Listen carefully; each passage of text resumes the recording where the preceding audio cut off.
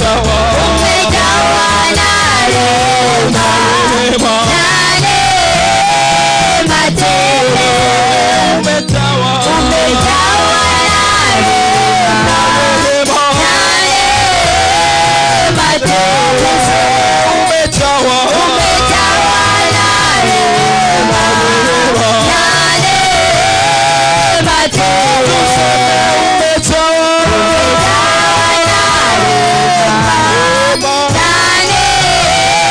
rehema tele. Kama sio wewe ningekuwa wapi mimi? Kama sio wewe ningekuwa wapi mimi? Kama sio wewe ningekuwa wapi mimi? Umejawa na rehema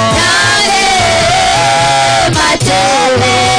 Umejawa na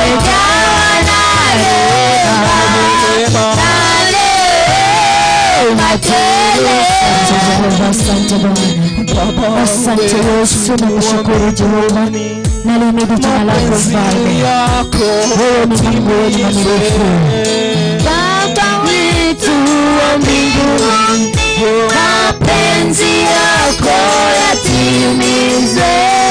Baba wetu wa mbinguni, mapenzi yako yatimizwe. Baba wetu wa mbinguni, mapenzi yako yatimizwe. Mapenzi yako yatimizwe. Mapenzi yako Bwana yatimizwe. Mapenzi yako yatimizwe. Mapenzi yako Bwana yatimizwe. Mapenzi yako yatimizwe. Mapenzi yako yatimizwe. Funga macho yako, inua mikono yako juu tunapomaliza hicho kipindi. Baba, katika jina la Yesu tunakushukuru, hakuna mwingine kama wewe.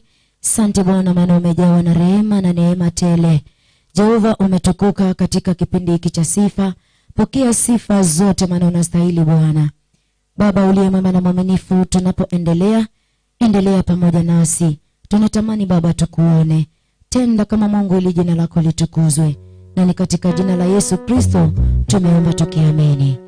Amen. Pigia Yesu makofi mazuri. Wapi shangwe na vigelegele kwa Yesu? Waliobarikiwa kweli wanapiga vigelegele kidogo hivyo.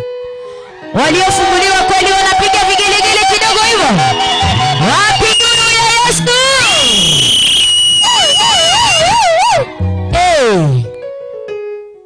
Mwambie jirani yako kamatia hapo. Kamatia hapo. Ndio tunaanza. Ndio mwanzo. Bwana Yesu asifiwe. Amen. Mwambie kamatia hapo hapo. Kamatia hapo hapo. Na wengine sikuona wakicheza. Unataka ukitoka hapo ukachezee wapi? Na masaa yatakuwa yameisha. Bwana Yesu asifiwe. Nataka tukaribishe mtumishi wa Mungu achukue usukani kutoka hapo na kuendelea. Nataka tufanye hivi. Tutengeneze mikono yetu. Hata Nuru anajua kutengeneza mikono. Anajua kutengeneza. Kwa wageni karibuni, huwa tunawasha moto mikono yetu tukifanya hivi. Hivi. Alafu tunaongezea kidogo na kasmailo, maana tutafunguliwa saa hii. Wengi wamefunguliwa na bado watafunguliwa. Nataka ukaribishe Yesu kwa maisha yako ukimsmailia, ndio atakuja haraka. Ukikaribisha jirani na uso wa kununa, atasema hapa hata sipo, wacha nijipe shughuli. Nataka kila mtu ambaye anaweza kusimama asimame. Kama unaweza kusimama tu, simama. Najua watu wamefunguliwa wote. Na tena utazidi kufunguliwa kabisa ukitoka hapa, hakuna kitu ambacho unarudi nacho nyumbani. Si ndio? Kwa hivyo ni uchangamke. Bwana Yesu asifiwe. Yaani kila kitu chenye unataka kiko hapa. Ni wewe, ni vile ukioni. Ungekuwa unakiona saa hii, ungekuwa umebeba za kutosha. Mkitambo ibada ishe, uwe umebeba mpaka mwenye amezubaa umechukua yake. Mwingine akizubaa, wewe beba uende nayo ikakusaidie. Haya, tengeneza mikono, usije sema tuache. Tengeneza mikono yako na kasmile kidogo tafadhali. Tafadhali. Unajua ukiwa unakaribisha rais, yuko huko unaitwaje? Egesa. Wewe umesimama huko, lakini una smile hata hakuoni. Lakini Mungu anakuona. Mungu anakuona. Wacha huyo mwanasiasa yuko huko, wewe umesimama huku maana uwanja ni mkubwa, unamsmailia hata hakuoni. Lakini Mungu anakuona. Bwana Yesu asifiwe. Si usmailie Yesu angalau akuone, aseme huyu kweli kweli kabisa ananipenda. Haya, tengeneza mikono yako tu. Tutahesabu 1, ikifika 3 hivi. Wakuruka aruke, sijakataza mtu asiruke. Wakupiga mbio akimbie kabisa. Mwenye hata sijui kupiga nduru hivi ama nitasema aje. Bora usitoke kanisani. Mwisho ni hapo, usipige nduru ukatoka kabisa. Bwana Yesu asifiwe. Nataka tuwe mawazimu wa Yesu. Si wazimu yule wa kuvua nguo. Wazimu wa Yesu. Kuna kitu unaweza kufanyia Mungu, kumbe hiyo yenye unafanya hivyo, kumbe shida zako ndio zinaenda. Uwezi jua. Mungu yuko na njia nyingi za kufungulia watu. Tengeneza mikono yako, sijasema tuache. Ndio nakwambia hivyo, ndio ipashe moto smart. Vizuri vizuri hivi. Kama ile ya Wajaluo wakitwanga hivi mpaka Egesa wanasikia. Aya, 1. Na kama hujafanya mimi nitarudia kwa sababu yako wewe. Mimi nawaona nyote. Aya, 2. Wewe smile, wewe wacha mchezo. 2.5 kwa sababu yako wewe. Ninakuona vizuri. 2:45.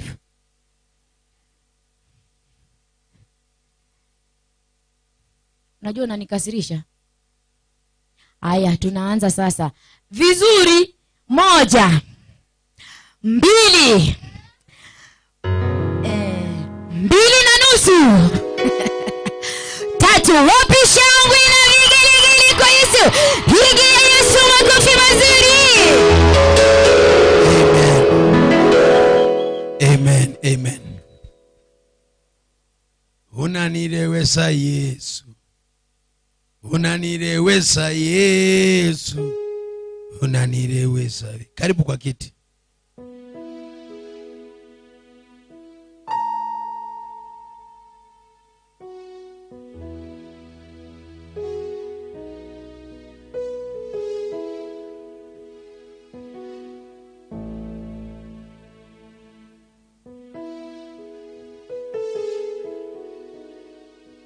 Keyboard nyamaza kidogo nisikie wimbo kwa hapa. Ushimiwe Baba.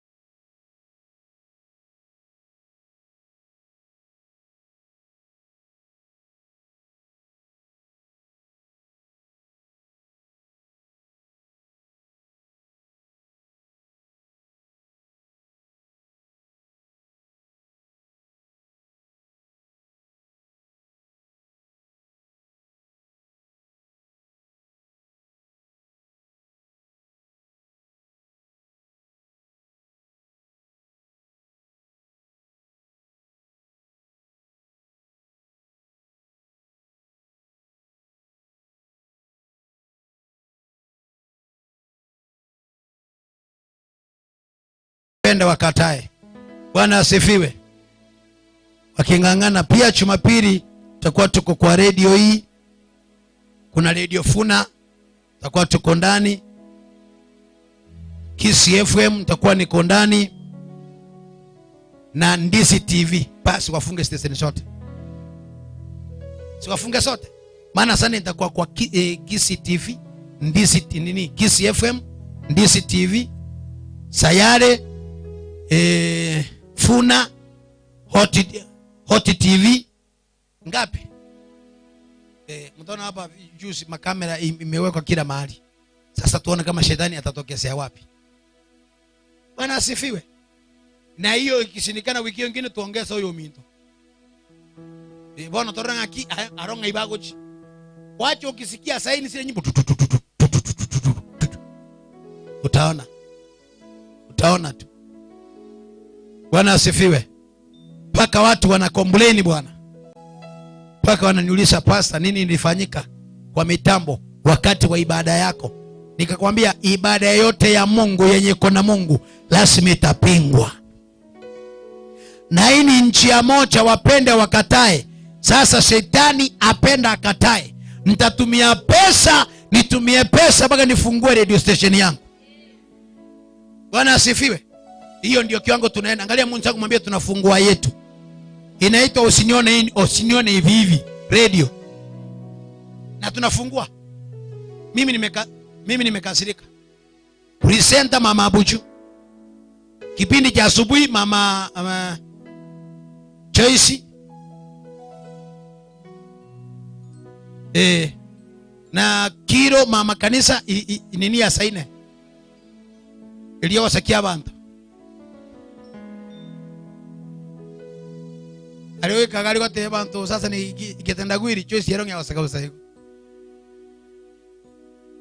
Bwana asifiwe. So ni wakati nataka hatuwezi kuchelewa kwa ajili ya hiyo. Wangapi ambao ni wageni wamekuja leo siku yao ya kwanza wageni? Inua mikono juu, simama chuma ulipo. Simama chuma ulipo tukukaribishe. Mgeni siku yako ya kwanza. We.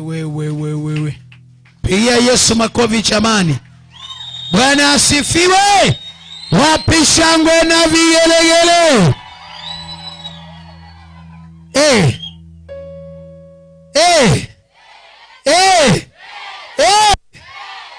Wageni si ni wengi jamani.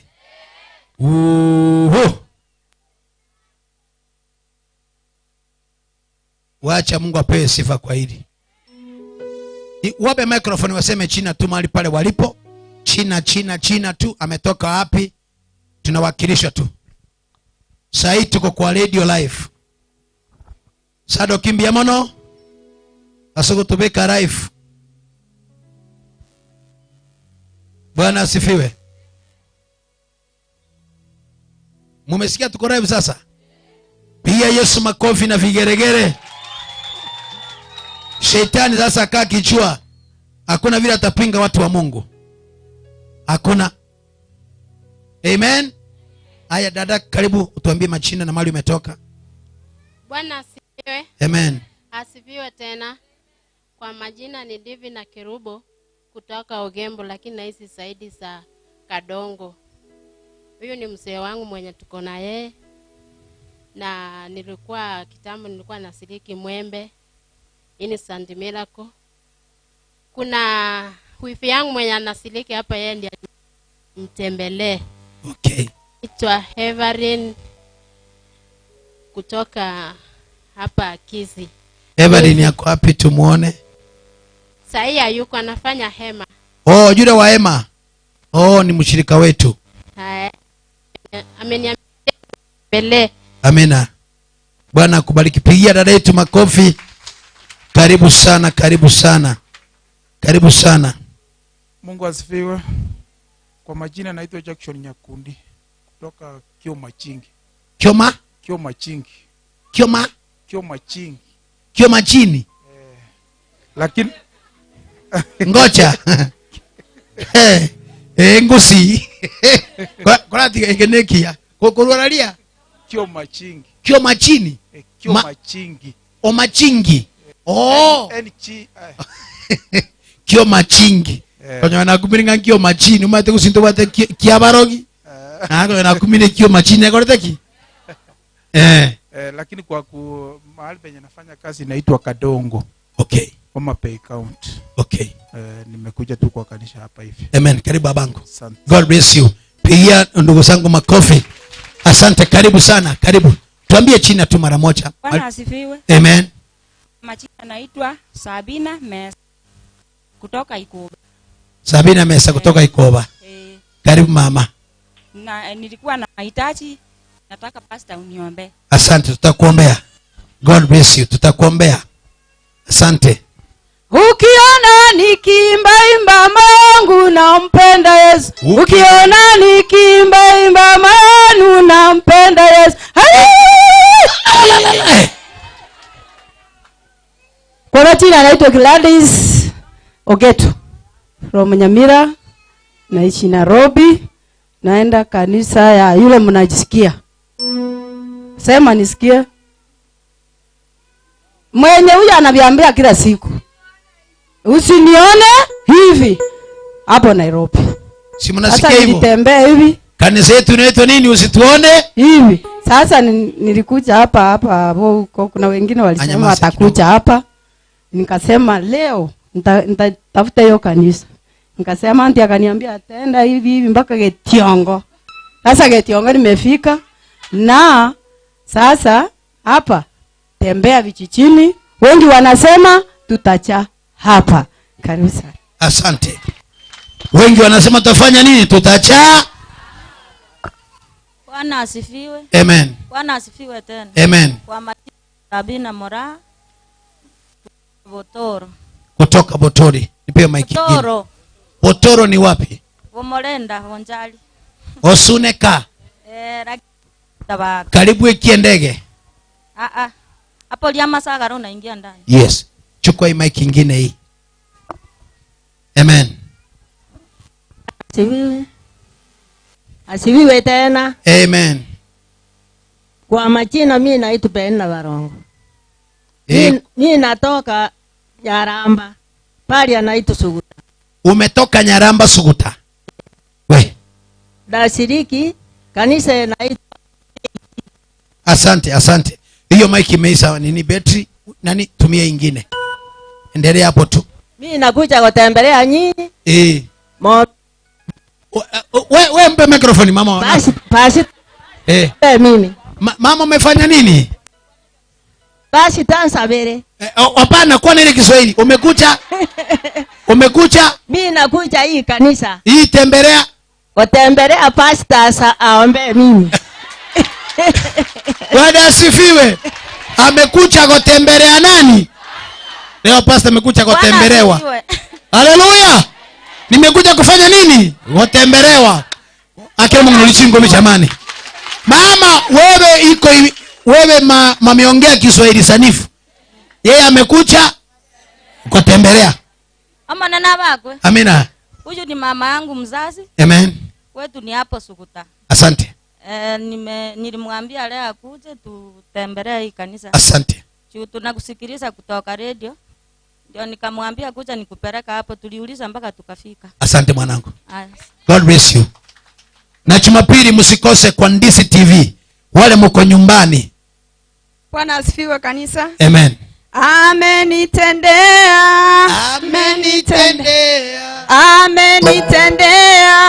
Amenitendea. Uyeli amenitendea.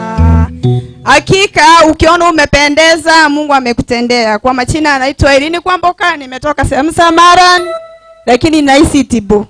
Nimeokoka, Yesu ni Bwana, ni mwokozi wa maisha yangu, nasikika kanisa la New Life Suneka. Asante. Karibu sana mwanangu. God, pigia Yesu makofi. Amen. Asante, karibu kwa kiti. Bwana asifiwe kanisa. Amen. Asifiwe tena. Amen. Kwa majina naitwa Valentine Chepchirchir, natoka Wazingishu. Ngoja. Ebu wageni njoo sasa mbele. Umeanza kuongea Kiswahili nzuri. Njoo mbele. Wageni wote njoo. Njoo baba njoo tu. Wala awacha ongea njoo mbele. Hey. Sasa juzi niliambia Jeraongee Kiruga atatuletea wageni. Njoo. Simama hapa muangalie hivi. Simama hapa muangalie hivi. Njoo kabisa.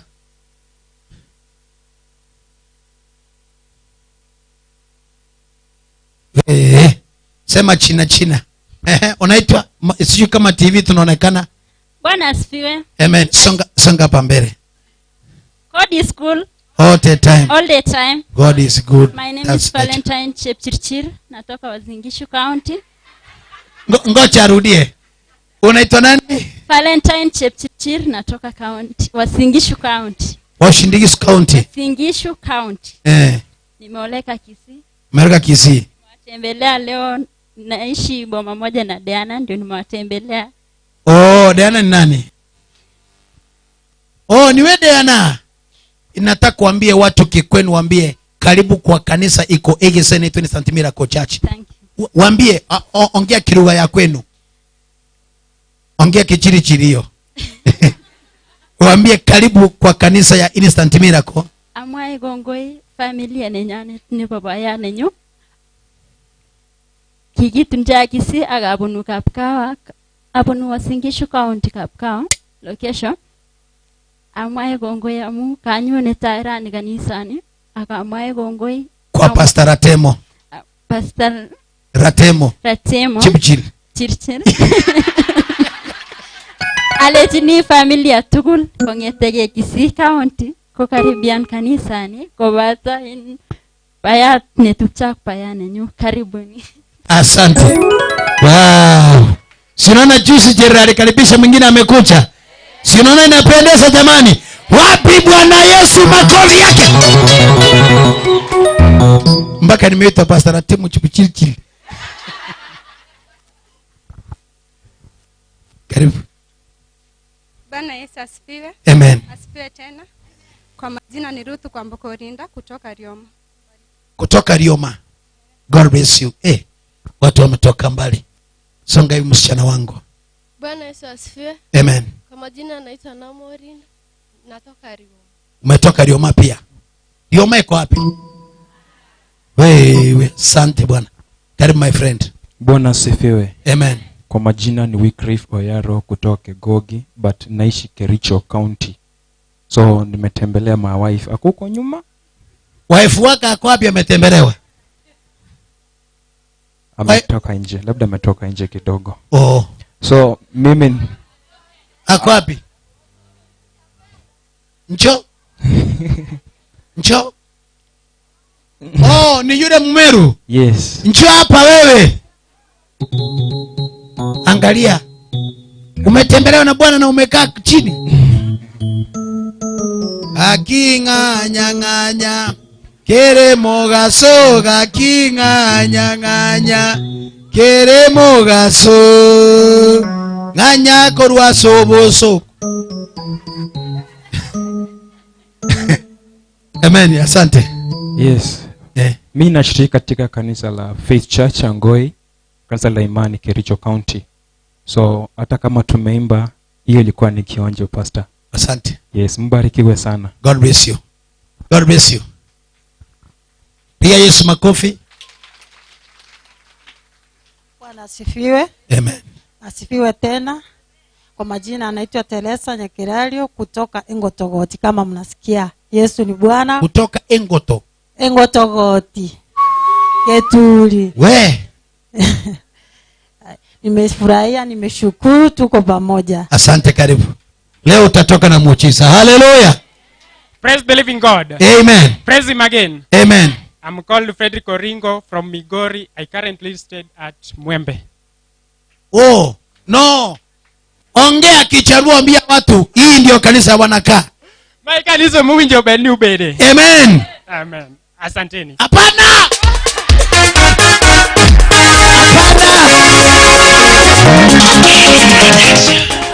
Bwana asifiwe. Hapana. Ninataka uambie ukiwa Kisii County, kanisa ni hii ya Instant Miracle kwa Pastor Ratemo. Kwa Kijaruo. Kwa Kijaluo. Kwa Kijaruo ya.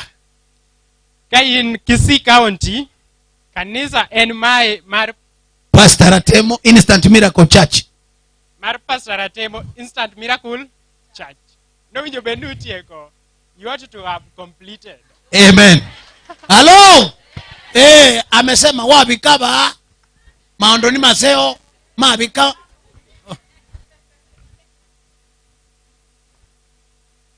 Yesu asifiwe. Amen. Kwa majina naitwa Grace Onsot. Grace Onsot kutoka wapi? Kutoka Magena. Magena. Kutoka Magena. Dige na kwage tu. Na ukwa na ngora igo. Natoka Magena. Mukatoliki. O mukatoliki. Lero ngorale gaiga. Bwana asifiwe. Anatoka Magena. Sisi tunaongea hivyo. Asante. Nasikia naongea. Naombea watu. Unasikia nina? Nasikia unaombea watu kutoka kwa radio. Alafu ukatoa namba ya simu yako. Ukatoa direction. Nikatoa nini? Direction yako. Huyu mama mpigie makofi jamani. Alafu ukatoa direction. Alafu nimekuja mpaka hapa. Umekuja mpaka hapa? Toka Magena. Ulitumia nini? Na panda gari. Nilipeana nini? Namba ya simu. Na nini tena? Na direction. Ngoja nyinyi sio nyinyi nauliza. Nauliza mamangu hapa. Mama na nini? Direction ya kufika hapa.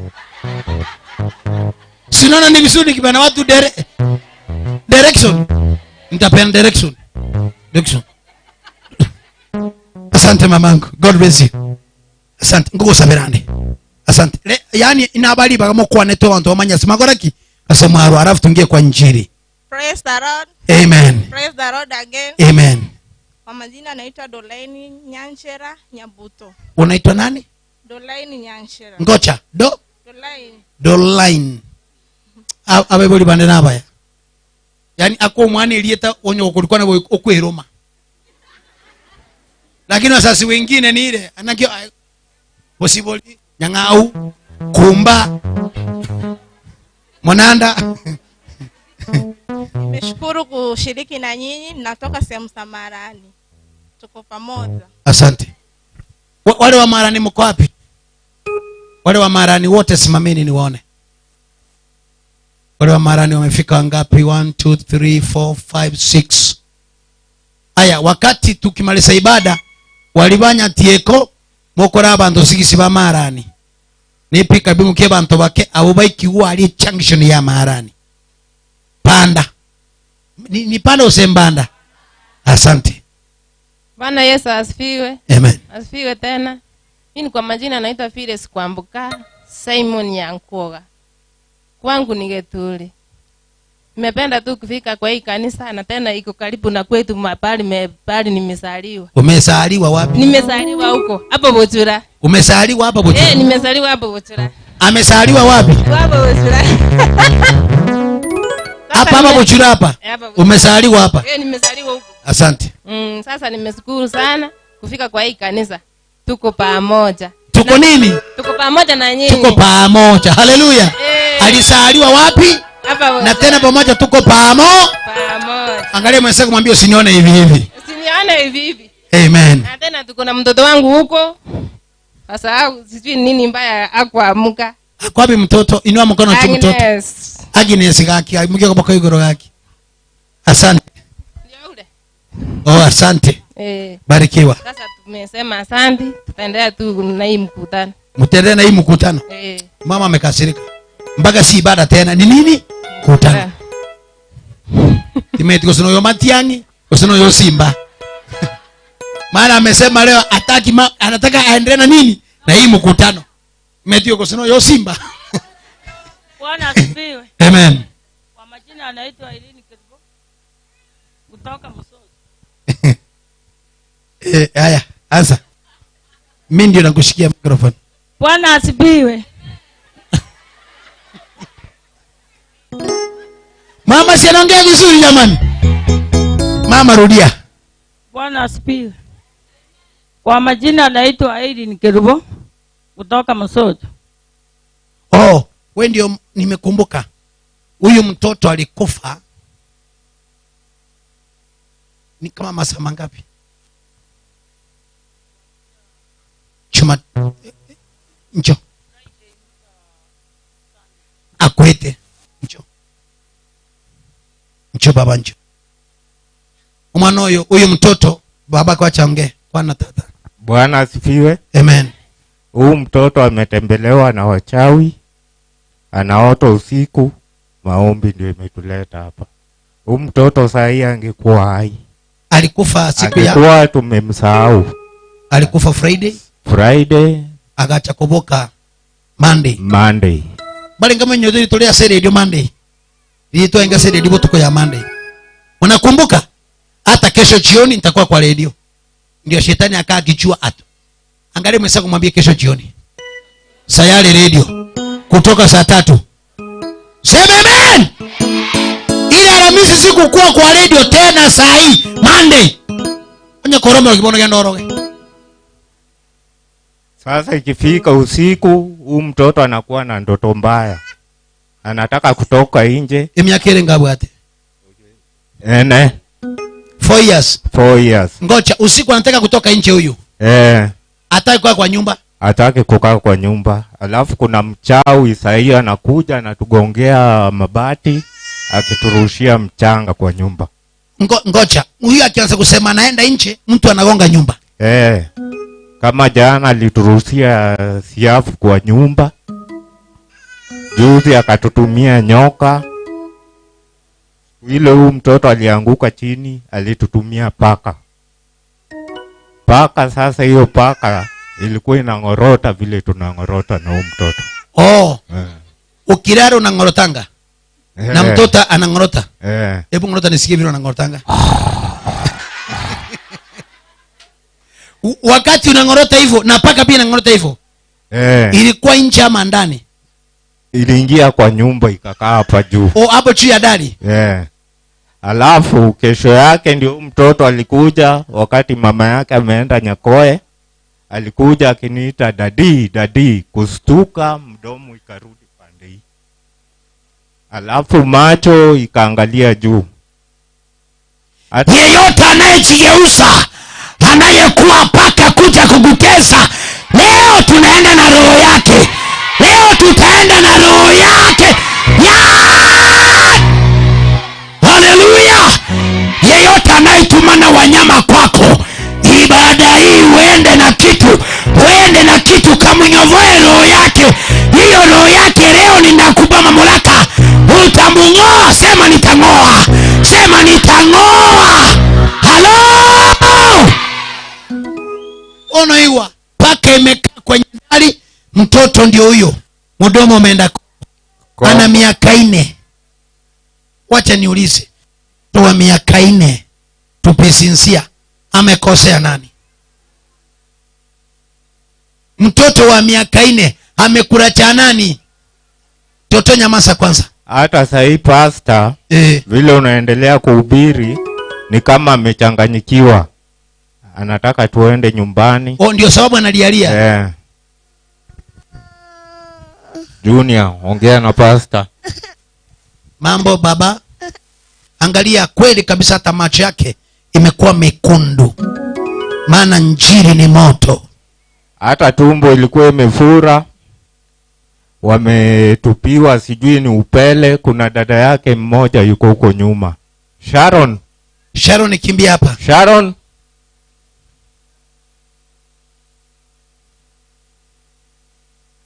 ncho mama. Kimbia. Nikipata pesa inaenda hospitalini. Hata vile nilimtoa hospitalini nilitishwa. Hii tumbo imefura. Ilikuwa imefura, unaona imefura. Hata sahi angalia vile iko. Ulitoka hospitali Monday. Ilikuwa lini hiyo? Mkija kwangu Wednesday. Sasa hao watoto wangu ni kama wametupiwa vitu, wanajikuna mwili mzima, unaona huku masikio. Hata huyu alianguka akakufa kama huyu. Ndio alitangulia, alafu huyu ana miaka ngapi naye? Miaka 6. Miaka 6. Alianguka ukiwa shule mama? Wapi? Akiwa tu nyumbani. Acha anza kwenda shule. Hapo kule huyu aliangukia jioni. Ilikuwa jioni. Mahali huyu aliangukia, huyu naye ndiye aliangukia. Huyu akasimia, huyu yeye akakufa tangu Friday mpaka Monday. Hakuna Mungu kama wewe.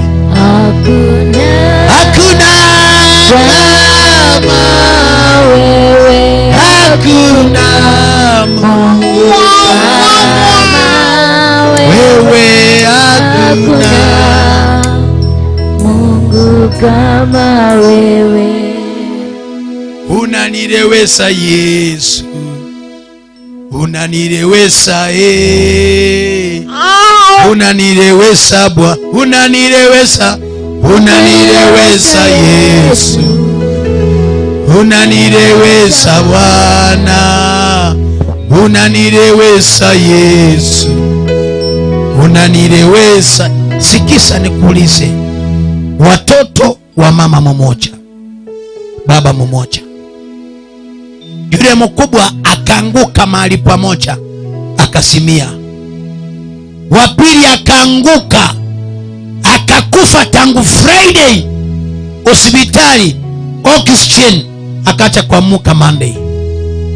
Jumatano walikuja kwangu tukaomba, wakaniambia Jumamosi, Jumapili nitakuwa kanisani. Waliingia saa 2. Sasa ukichua shetani vile anakti, angalia mtoto maana ametembelewa, angalia macho. Wale mko kwa TV mnaweza kuona macho yake imekuwa mekundu kama mtu amefuta panki. Lengo la shetani ni akupige vita. Nikawaambia watoto wetu kama huyu wameangalia kwa mbali, wameona ako na nyota, wameanza na mapema, apewe kifafa. Mwingine ni huyu aanguke, ajirewe kwenda shule. Siku wamemwachilia ako na miaka 14 class 4. Ako 4 miaka 14, akienda 5 aache shule aende umaid. Sababu gani? Nyota yake imeondolewa. Sasa upaki tuna mtungi tu. Mtoto anasema ningekuwa, sasa hayuko. Baba nitakuombea, acha tuombe na wewe.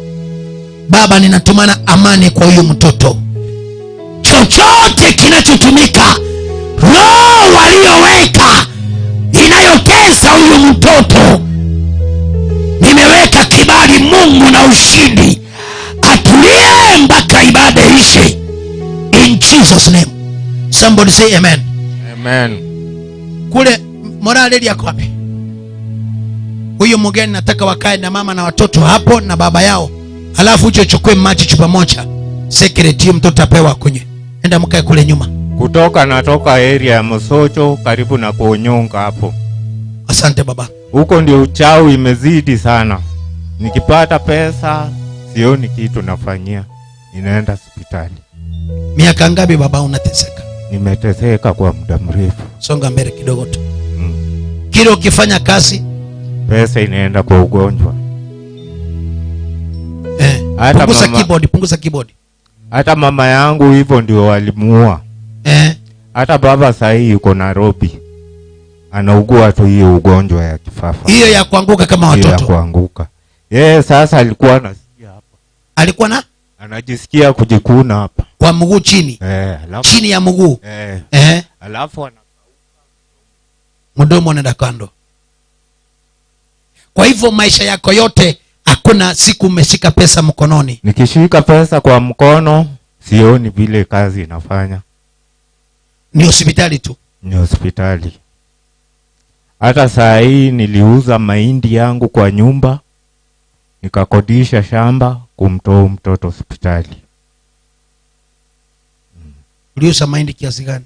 Niliuza mahindi gunia 2.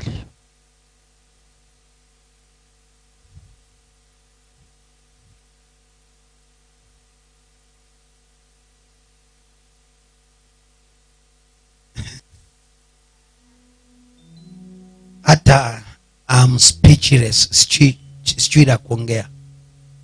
Ameng'ang'ana, amepanda, amepalilia mpaka amepata gunia ngapi.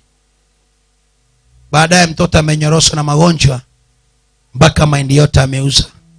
Isitimie hiyo tu, ameuza mpaka lile shamba ambalo lilimpa hiyo mahindi. Next ni kumuua. No. Ndage to muntu konge bituma no nyeme kibe no nyen 20. Unde 5 ende vere iletu hapa Jumatano kuja kuchukua. Kama unaweza kupata mahindi tupe aende kula na mtoto. Mikebe 2, 3, 5 inatoa mkono italetwa Jumatano atapewa. Ngapi mama? Mikebe 2 tumepata pale. Mwingine maana yake ameusa ameenda mpeleka hospitali. Mimi sijapanda. Ningemupa hata gunia nzima. Sijapanda. Mikebe 2 mwingine. Mwingine.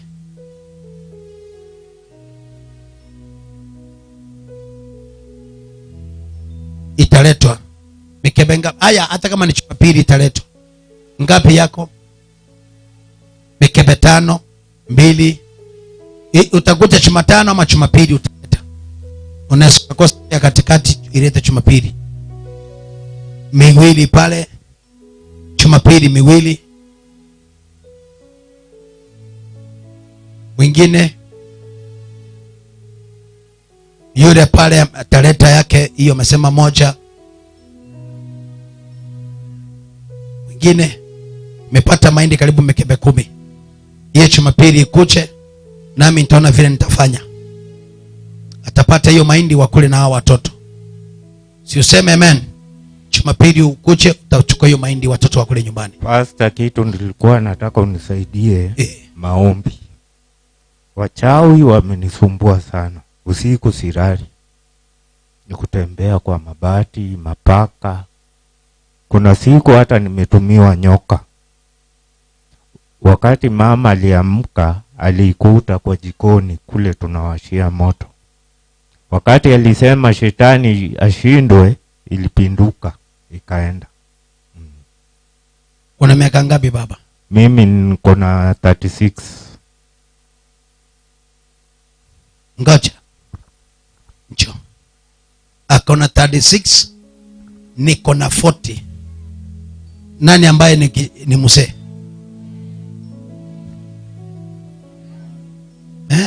Ni stress hii imenifanya hivi. Bwana asifiwe. Sisi stress ni nyota. Waliona atasimamisha familia nyota. Sasa ameachwa na nitafundisha hiyo barikiwa. Na nitakuombea. Nitakuombea mama. God bless you. Chukomek. Bwana asifiwe. Amen. Bwana asifiwe tena. Kwa majina naitwa Charles kutoka Gesero. Mimi nimekuja leo tuombe na pastor. Umetoka Gesero ya Suneka? Gesero ya Igonga. Igonga. Igonga. Yeah. Asante baba. Yes. God bless you. Bwana asifiwe. Amen. Kwa majina naitwa Jacobo Maisori Riuba.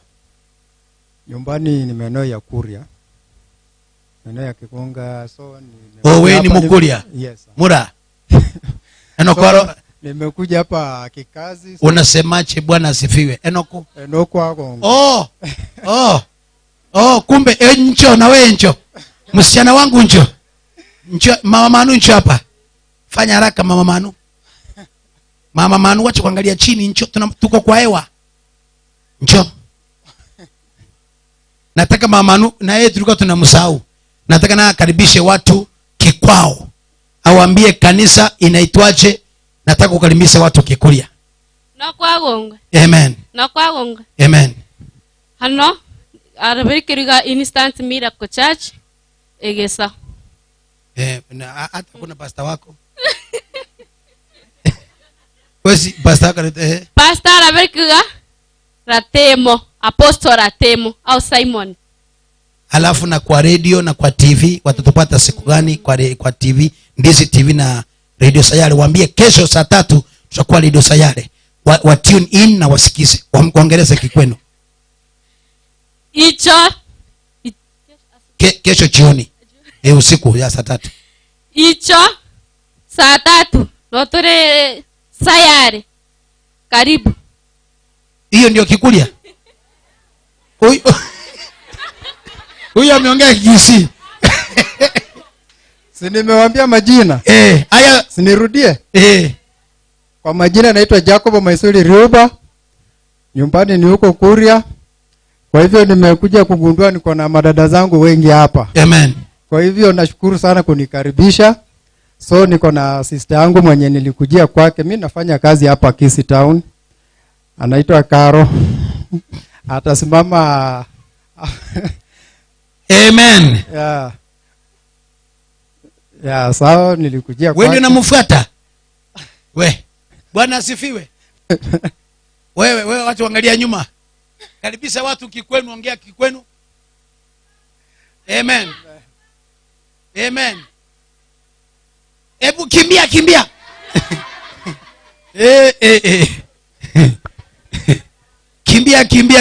Kimbia. Sisi tuko na kabila zote. Bwana asifiwe. Nataka mkaribishe. Bado mtu wa Mombasa si kama yuko hapa. Enoko itagongwe. Amen. Enoko agongwe wiki. Kwa mali na turaberekerega instant miracle getiongo. Egesa. Mpasta wetaraberekerega Pastor Junior Atemo ukuru Kisii. Karibu sana. Maranyari birogoro hagare na mangana maya magarenge. Na kesho jioni saa 3. Icho mogoroba saa 3. Mobehangi ni chiretio chenyu marache muigwe ngana yenokwe nerache bagache munsimyo yogenyu muitabiri bwe. Yo. Sawa, nashukuru kwa kunikaribisha, mmenikaribisha siku ya leo. So nilikuja hapa mwezi jaisha.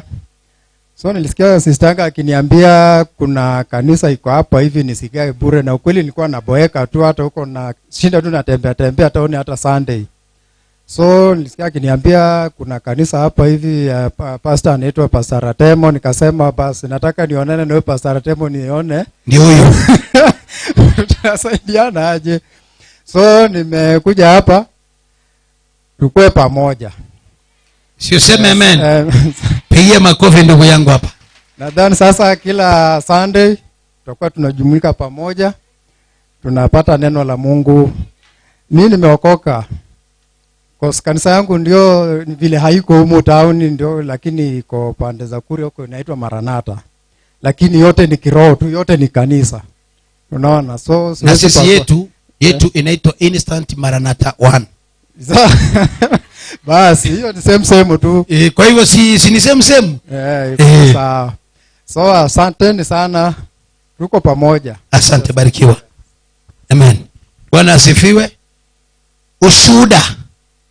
Sikiza. Ushuhuda. Hata kuna mshuhuda mwingine nipewa kuhusu kitabu. Mtu alikuwa na deni. Ushuhuda. Watu watano. Tufanya haraka, masaa imeenda. Ushuhuda. 5 people. Watu watano. Wa kwanza ni ushuhuda. Ile Mungu amekutendea hapa ndani. Mama ametoka mbio. Wa kwanza watu watano. Wa pili, wa tatu, watu wanakimbia. Bakista Elizabeth Ndongo minyoka. Asante. Yule wa ushuhuda wa kitabu akimbia hapa. Ndiye anaanzia. Ushuhuda wa kitabu. Masinga yale. Ile sura ile. Minyoka. Lete mpe microphone. Ashuhudie ile vitabu ninawapa hapa. Msikie ushuhuda. Bwana asifiwe kanisa. Amen. Juzi nilikuwa town. Nilikuwa na rafiki yangu. Alikuwa na deni yangu imechukua mwaka mmoja bila kunipea. Sasa nilikuwa nimesahau. Kukutana na yeye akaniambia nisaidie karatasi, niandikie namba, nitumie mtu niko na pesa yake nimulipe deni yake. Nikamwambia ni sawa, acha nifanye nini nikupe. Nikapiga hesabu nitararua hii kitabu ya pasta kweli. Kitu kingine kaniambia wewe rarua umpe. Nikararua nikampe. Ile kitabu yetu. Hii. Yes. ukatoa karatasi moja. Nikararua karatasi kidogo dadi. Nikampea. Akaniuliza hiyo kitabu umetoa wapi? Nikamwambia hii ni ya kanisa tunaandikanga tukienda kanisani. Akaniambia ni sawa tu nikatie. Nikamkatia, akaniambia si niko na deni yako lakini masi. Baada ya kumkatia. Akaniambia basi andika pia namba yako nikutumia haki, nimekaa na pesa yako sana. Nikamwambia thank you. So ulipompa karatasi alipoandika namba ya mtu, alipoandika namba ya yule mwenye alikuwa anatumia deni yake, akaniambia andika na yako nikutumia pesa yako haki, masi nimekaa nayo sana. Si useme amen? Amen. Niliwaambia hii ni ya miujiza. Sikia, akakatia mtu tu andika. Kumaliza kuandika ya yule, Mungu akamkumbusha, maana amesika material ambayo ni ya muujiza. Na wewe pia upalikie ya kwako. Amen. Ufike mahali kama kuna mtu amesauna deni yako, upewe haki yako. Amen. Upewe. Amen. Haleluya. Asante, piano huko. Bwana asifiwe kanisa. Amen. Bwana asifiwe tena. Amen. Niko na furaha siku ya leo. Yesu ni mwema katika maisha yangu na familia yangu. Niko na ushuhuda pastor. Karibu. Ile anointing nilikanyanga Sunday hapa. Sikuwa na pesa kabisa, nikasema, na ilikuwa nimeweka 200 kwa mshwari, nika withdraw nikatuma.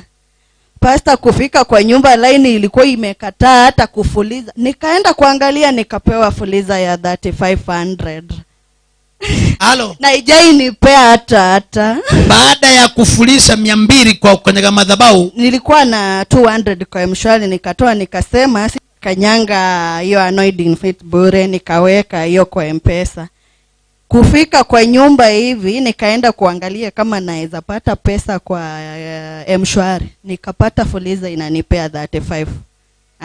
Kwa 200 ukapewa 3500. Chukua hii. Sema hayo ni fit anointing. Nilikwambia lengo lake ni kufanya nini? Ni kukupa kumiliki. Haleluya. Wangapi wameona muujiza wa hayo ni fit anointing? Nani ameona muujiza wa hiyo ni fit anointing? Ingindoka Nazareth. Na nilisema watu wa ushuhuda. Wangapi waliona muujiza wa hiyo ni fit anointing? Mungu aliwatendea muujiza wa hiyo ni fit anointing. Asante, ni wengi. Njoo tupe ya kwako. Ya hiyo ni fit anointing. Wacha mama tupe. Minyaka ocho tebe. Ulikuwa tajeta mafuta. Wacha tu. Bwana asifiwe. Amen. Ndio nikanyaga mafuta. Nilikuwa na sida hapa tumbo hapa kidogo hivi. Songa hapa hivi. Angalia kamera. Nilikuwa tu naumwa sana hapa. Kwa tumbo. Kwa tumbo hapa chini. Sasa vile nilikanyaga, sasa nikasikia sasa kuumwa zaidi. Nikainama tu, kufika nyumbani nikapata nimepona. Mpaka saa hii nashukuru Bwana. Haumi tena. Ulipokanyaga mafuta tu. Mafuta tu. Maumivu yakaenda. Yakaenda kabisa. Na wewe leo yako itoke. Amen. Bwana asifiwe. Amen. Hayo ni fit anointing. Nilikwambia ile si mchezo. Si mchezo. Na wewe hayo ni fit anointing. Amana abako. Amen. Abako nane. Tumapire na chita pastor kindwalite. Na rwate sana ora bero rwa bimbirete igoro gaiga. Na rwate na bugete mambinga mchinda terenga manyagocha. Na ari kuruko mubero mugima pastor. Una na kuneta na kachita mabutari nkaigubona na kendi lake. Koruelinde byapa. Ulipona hivyo? Mpaka umekuja kanisani leo. Huyo ni yule mtoto alikuwa anakula ugali kilo 2. 2 kg. Basta nande na chite ndia na rwate na ndora bero sana. Yale ngiti kuri chuma ine. Na ari kunyara goikana bana atumeto mwana ngamtega kinyana pastor akore ansabere. Mwana muna igetega igansabirete. Yani nkaiguchinguru ngaboka ngagenda mugondo litukeri eliu ngasime gali kuneni. Akipasta sasa ni akasimeka kieke. Umwana akiagendrete. Si hata wewe mwenyewe unaona jamani. Mambo. Huyu mtoto ndiye alikuwa anakula ugali kilo 2. Mama, angalia nisiongee mimi, wacha mama kaongee. Maana nimesikia wengine kiuliza huyu. Tuambie mama. Omwana ya bwate miaka 30. Miaka? Yani tibetie nyingi. Omwana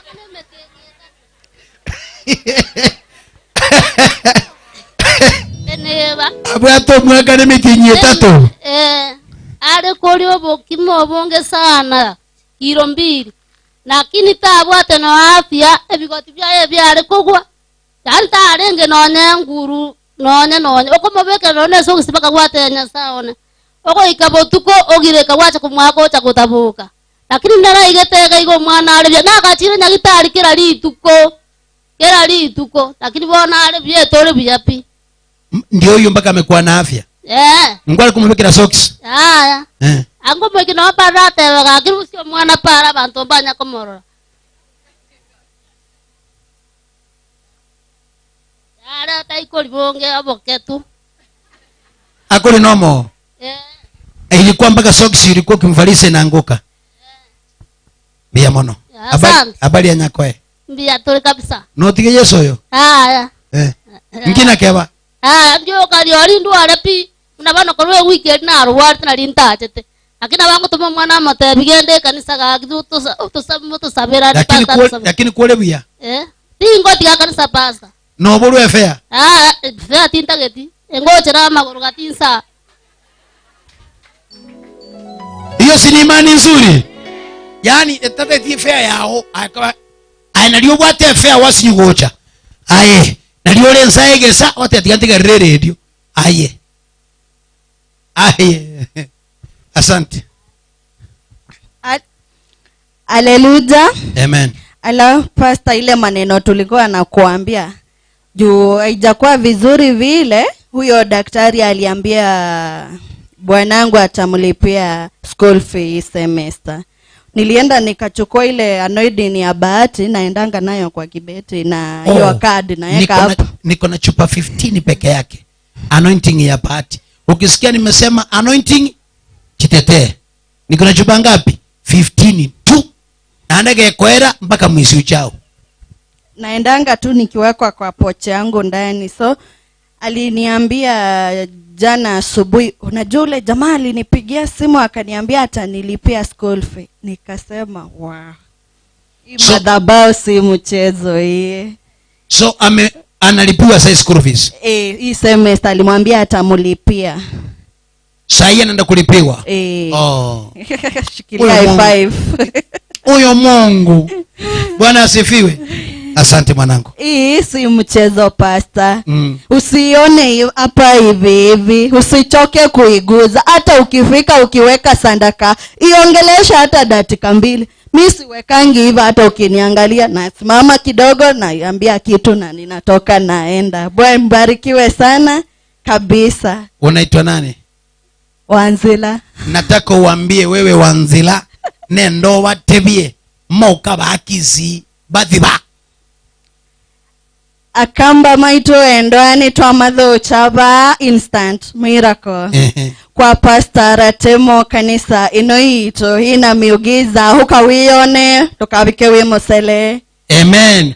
Abike na mapema kwa ukawone uima wekane na usiendo ingekunza karibu huko tiwo. Sinaona sisi hapa tuna kabila sote. Sisi hatuna upaguzi. Ngoja kidogo. Njoo hebu karibisha watu kikwenu. Wakaribishe watu kikwenu.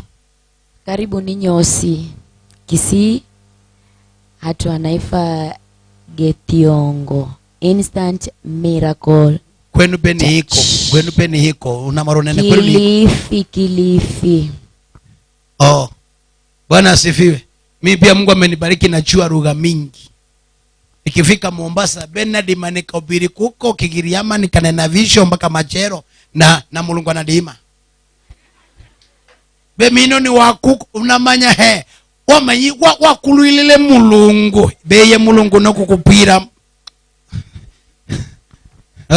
Wacha ninyamaze. Bwana asifiwe. Mimi Kikamba na chua Kicharuo hata Kibaluya hata Kikalenjin. Ekikulia. Bwana Yesu asifiwe. Bwana asifiwe tena. Kwa majina wale wanijui naitwa Asha Christine Gati, nimeokoka, Kristo ni Bwana. Nina ushuhuda. Usiku wa leo nilikuwa na vita fulani, mtoto alikuwa anahisi vibaya, alikuwa na joto iko juu, nikapigia dadi simu, akaniambia kimbia kanisani. Ilikuwa saa 9. Kimbia kanisani, leta mtoto kanisani.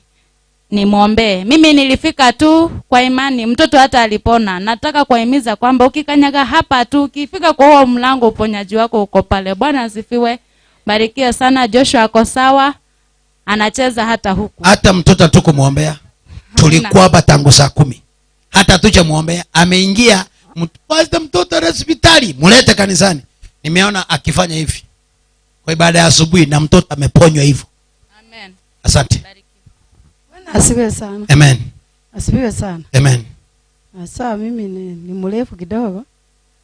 Mimi nilinaishi Nairobi.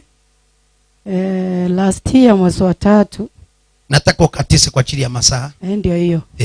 Sasa nikaamka asubuhi niende kazi, nafanya KCA, Kenya Civil Airport Authority. Na mimi ni driver. Sasa kuondoka. Unapeleka gari? Sana.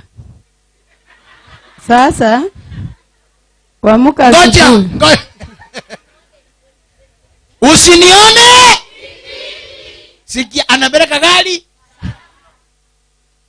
Kuna pick up iko pale, utapeleka watu Nyatie kona urudi. Pick up. Nenda na maagizo. Nenda na maagizo. Basi sasa nitakuagiza. Unipelekee watu Nyatieko alafu urudi. Ukikubali. Nimekubali. Kwa hivyo Nyatieko mtapelekwa na mama. Sasa mimi kuendelea na masomo asubuhi kwenda saa hii naendelea nipepeta barua ya kwenda kujifunza hii magari ya kupeleka magonjwa ambulance. Sasa nataka kuenda shule asubuhi niongeze masomo. Sasa kufika kwa njia hewe kanipotea. Kapokonya tu. Kwangu ni Nyamira. Wakati unaenda kuongeza masomo ya ambulance. Uwe mama wa kwanza na ambulance mbio. Sasa nataka kuwa mama wa kwanza. Sasa kuenda. Ngoja kwanza. Nyinyi mnaelewa? Mama ni driver wa normal. Sasa mnataka kuongeza nini? Pepo wakati anaenda inamunyang'anya hewa. Sasa kumaliza ngasikia hewa imeenda. Nimekuja kuamka asubuhi saa 9 nijiandae nitatengeneza uji kutoka nje hivi. Ngasikia vibaya. Miguu ikapotea. Mungu ni wa ajabu. Kutoka hivi nikapata chokora imepita saa 9 hakuna mtu. Ngamwambia niokoe. Sasa hiyo ndio alinipeleka hosi, nikaenda nikatipiwa lakini sikupona. Hiyo round hiyo tukakimbia ugonjwa naenda hapa na hapa. Sasa mama yangu, sister yangu akakufa. Hapo. Kuendelea hivyo mama yangu akakufa mwezi wa 10. Ile pesa nilikuwa nayo nikashughulika. Sasa hiyo nikasikia ikanifika nini? Heartburn. Yani nikasikia roho yangu inaanza kufura. Sasa hata sikuelewi, yani sikuambii uongo. Yaani waonyeshe.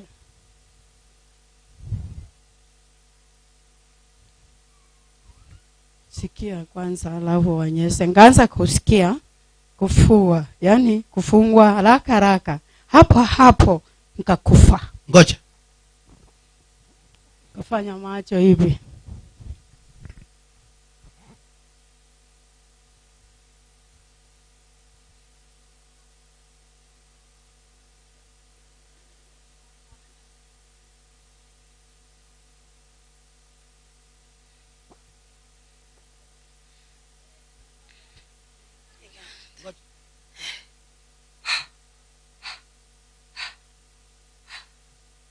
Unasikia vile anaema? Amegonjeka ndio hiyo sikia vile anaema.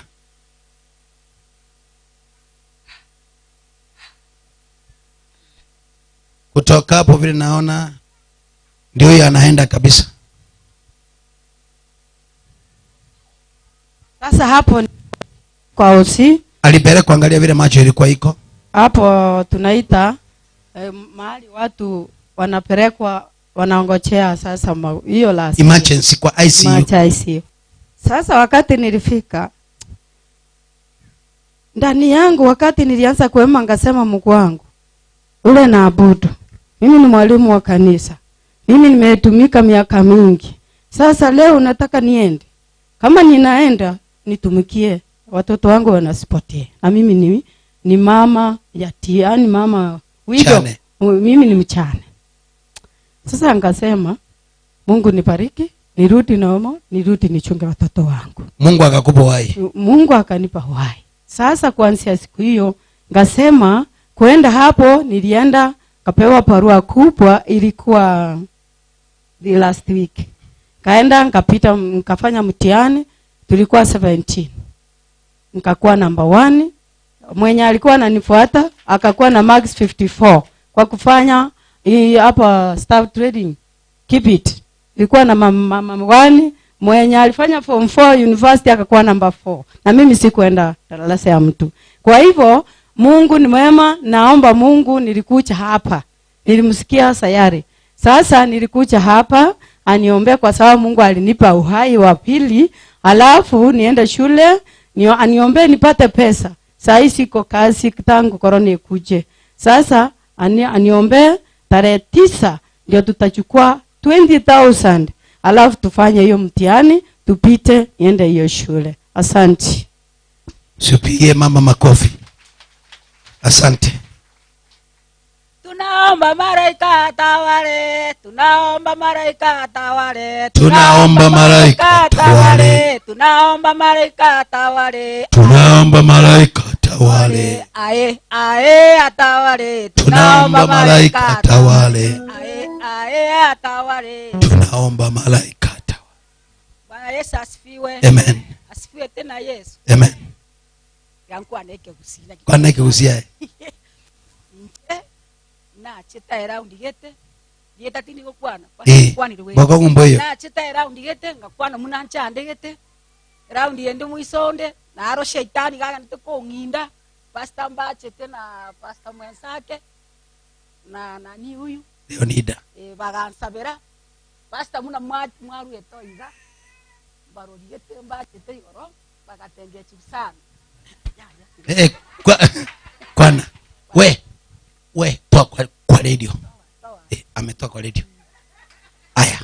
Kwana bone microphone. Aborogi gete Mbache te mwane bagatenge chusana. Baonchiri bawo ntega icho morogi. Pastor ibintu biri kwa rusete bawo te bo morogi oria inche. Ntebi Yesu ngameno nyando morogi omwana Daudi. Kore bikore na makumi. Igo bache tenga bonongo nkwani bagocha renda sengo shirike kanisa yane. Umuntu agosaba yanyata bwati nguru. Makombo gaka gastokenga rendo mungu yo mungu yakonyoro bya nkako sama takataka iga. Kumbe basta mbiri kwa kore tadi kago soka kote sabeti iga. Niga yanya sinyu bwatore gento. Ncheime yane nteba Yesu ni nguvu. Yesu ni jina. Wano pastor nche ushuda yane nereyo. Omaete tomo usitikire seretio. Bwana ngirani ya seretio. Bwana asifiwe. Hello. Tunaingia kwa neno direct. Masaa imeenda. Tunaingia kwa neno direct. Hii madhabahu ndogo nipelekee pale mbele. Hii madhabahu ndogo ndeterega moto. Nipelekee madhabahu ndogo hapo mbele. Before hiyo nipe simu. Nataka niongee na watu wa radio. Nataka watu wa radio 3 4 wanipigie simu waniambie tuko pamoja kutoka kwa radio. Watu wa radio 3 4 wanipigie simu waniambie ya kwamba tuko pamoja kwa radio. Watu 3 4. Mko live, niko Nyanguru, nimepeleka mafuta, hakuna stima, pokea simu. Ndio shetani aipike Omo Kenya wote bale Nyanguru oiye stima mafuta roro, ndio shetani aipike. Sema amen. Haya, halo. Amina. Ngayiwaka koru. Soneka no bale ime. Haleluya. Piga Yesu makobatia soneka. Halo. Halo. Hiyo imekwama, sijui kwa nini. Hebu jaribu tena. Jaribu tena. Hiyo imekwama, soneka wako ndani, kuna mwingine hapa. Halo. Halo. Wairire. Wairire bia. Nchankoro misambi. Korwaralia.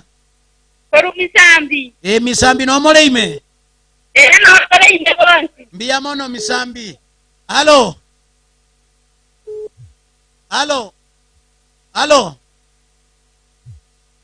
Hiyo inakatika. Sijui kwa nini. Nimengoja simu mbili. Namba yangu ya simu ni 0714 090 261. 0714 090 261. Halo.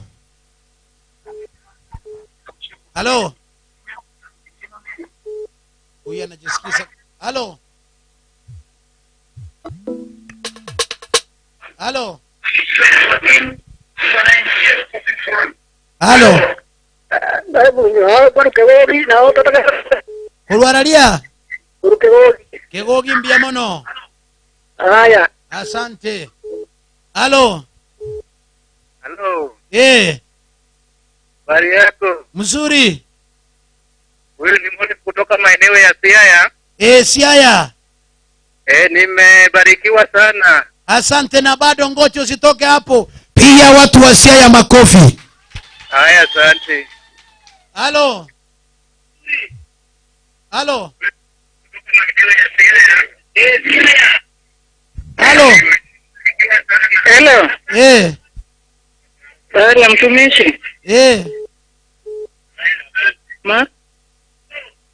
Okay, sikubati vizuri. Halo. Halo. Yes. Habari ya basi? Mzuri. Habari tukiwa Kiwa Kakamega tunawapata kusikia. Kutoka Busia. Kakamega. Pia watu wa Kakamega makofi kabisa. Haya, mwingine huyu. Halo. Hello. Yes. Onesiwe. Amen. Niwini kutoka Irenya Isecha. Kutoka? Irenya Isecha. Isecha. Akira bantu Isecha. Ama kofi. Nataka niangalie mwingine hapa. Mmoja wa mwisho. Namba ya simu ni 0714 090 261.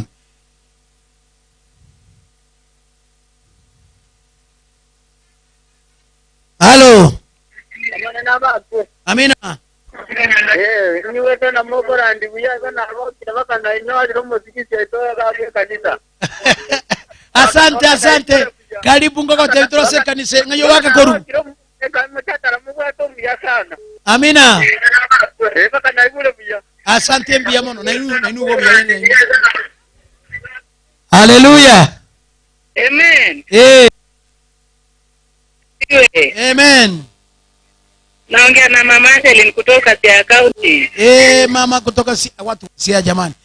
Piga watu wa Siaya makofi jamani. Halo. Basi wirire. Wirire bia. Seri kurukio go na wamba terete. Omwana omintongo etera ndabukio goro ngaro chimatunu uga saa 11. Nongo etabu kiogoro seitwe kyaba bako chinyali bali matunu ali sakoro kuchirenge. Ngwane wasiriki wonse. Mwakwani rubu. Haya. Wapi shangwe na vigeregere? Amina. Hiyo ni simu ya mwisho hiyo. Halo. Ngoja kidogo. Kuna message hapa. Njoo. Kuna mtu hapa ameguswa na Mungu. Ngoja kwanza. Halo. Amina. Yani niwe to mjadala Mungu atoro mbia sana bakongo kiribaka niwete na ekaga. Jumapili to moja, karibu. Bwana asifiwe. Kuna mama hapa amesema amebarikiwa, ametumana sacrifice yake. Wasomee mwenyewe. Imetoka kwake James Kaunda 45,000 Kenya shillings money. Si yangu. Usiseme ni maneno ya pastor hii. Ametumana 45,000. Bwana asifiwe. Amefuatisha na message amesema good afternoon. Esther Kaunda 0702 mwisho 979 sent 45,000 through me for the piano she has promised. Tumepewa 45 ya kununua keyboard yetu. Ile nimewaambia before Monday itakuja, nimepewa pesa iko mkononi. Hello! Si tumeongea leo? Angalia mtu mwambie usinione hivi. Yesu no wale. Yesu no wale. Oyo okole bikone. Oyo tata no wale. Ametumana pesa ngapi? 45,000 ya kununua keyboard. Ndeke to muntu bwe gita ya soro na bass. Asenge nchomambie keyboard ngwenda ngole yetu kiama. Mtoko nitine cheni leta ya 20,000. Iko pale. Next tunamaliza kuchenga hapa, tununue hema ya kanisa ya kubeba watu 100. Niko na maono. Niko na maono. Tokobeke hema ya itoye kanisa notwara abageni bwogo mama rogora ali tokobeke pick up bworo paka bwogo yabe kugali twate tobati problem na muntu. Bwana sifiwe. Cheneta siku itana arambe eti oncho nilingiza pesa kwa mfuko nikanunua. Wakatuibia stima, kepo na kila kitu. Hiyo waya nimelipa pesa, nimeleta mpaka nini inaitwaje? Mita iko. Sasa nimeweka hapo ndani tuone kama wataipa. Bwana asifiwe. Tunaingia kwa neno. Baba ni asante. Bariki wale wako kwa radio, bariki wale wako hapa ndani Bwana. Tunapoingia kwa neno, naomba kibali. Bariki kila mmoja, maagano na maroho yanaotuma kutesa leo hayana kibali. Bwana Yesu, utende maana wewe ni mtendaji. In the name of Jesus, I pray and believe. Somebody say amen. Somebody from Saudi can send 45,000 kuchunganisha na madhabahu anunue keyboard. Kuna nguvu kwenye madhabahu. Nataka ninafundisha kuhusu ndoto. Ndoto. Tukimaliza Jumapili ijayo tuko na ibada inaitwaje niliwaambia? Kupokea nini? Nyota. Tunaanza Sunday. Nikupokeza nyota yako. Ulise mwenzako ndoto ni nini?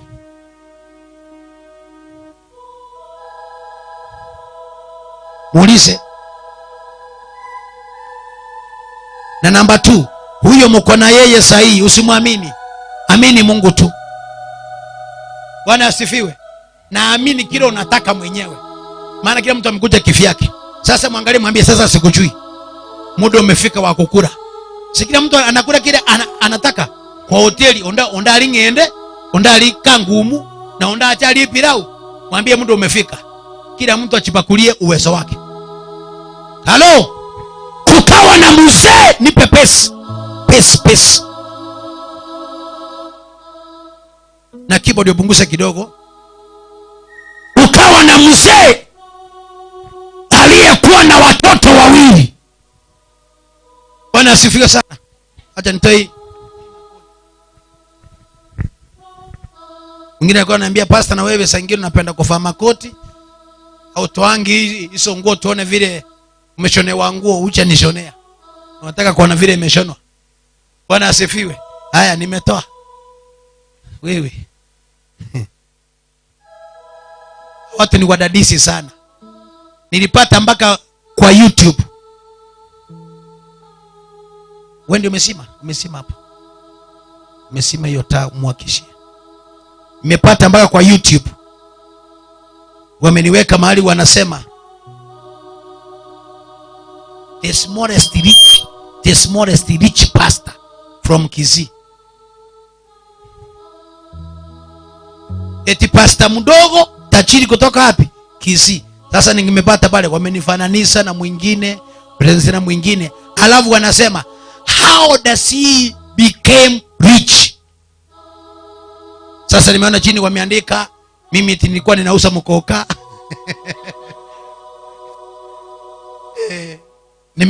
Nimeona mahali kuna Magogo eti nilikuwa na kipanda ya kuuza miti. Sasa Magogo iko hapo na mbao eti hiyo ndio ilikuwa famu yake, na mimi siwahi uza Magogo hata siku moja. Sasa wanasema eti income yake ilitokana wapi? Na huko. Hawajui kama Mungu anaweza akabariki. Haleluya! Mungu anabariki kuliko vile watu wanafikiria. Hayo maisha na kasi maisha yako mama. Usitosheke na hayo maisha. Usitosheke na hiyo hali. Haleluya! Kuna mama hapa alinifurahisha juzi. Nataka mtoe kwa nini? Kwa radio. Mtoe kwa radio hivi. Mama aliniambia kitu Jumatano kwa redio sasa huko. Nikwambia kwa roho yako.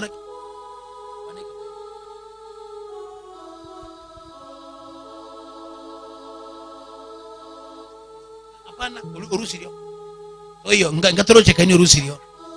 Ona arasire gokora ebikoli byo kana korosia amajya abantu. Irorera abantu bayo. Tinta getukona koya kasi amajya abantu liko. Antebeti orosire yekachini ya machi yake chiabantu. Orosi amekuja, nataka pasta unisaidie, nimechoka kuchemusha nyama za watu, nimechoka kupika. Niambie nini hilo leo mwingine orosi leo bora koya kasi amajya abantu ko ngena ngati ne ya ng'ombe. ukubate kukonyo rweli Tali moto tatigane nyama emwamuti enyingi orosire agante pasta na arosire kwenye kusamba nyama chimwa mutiriko.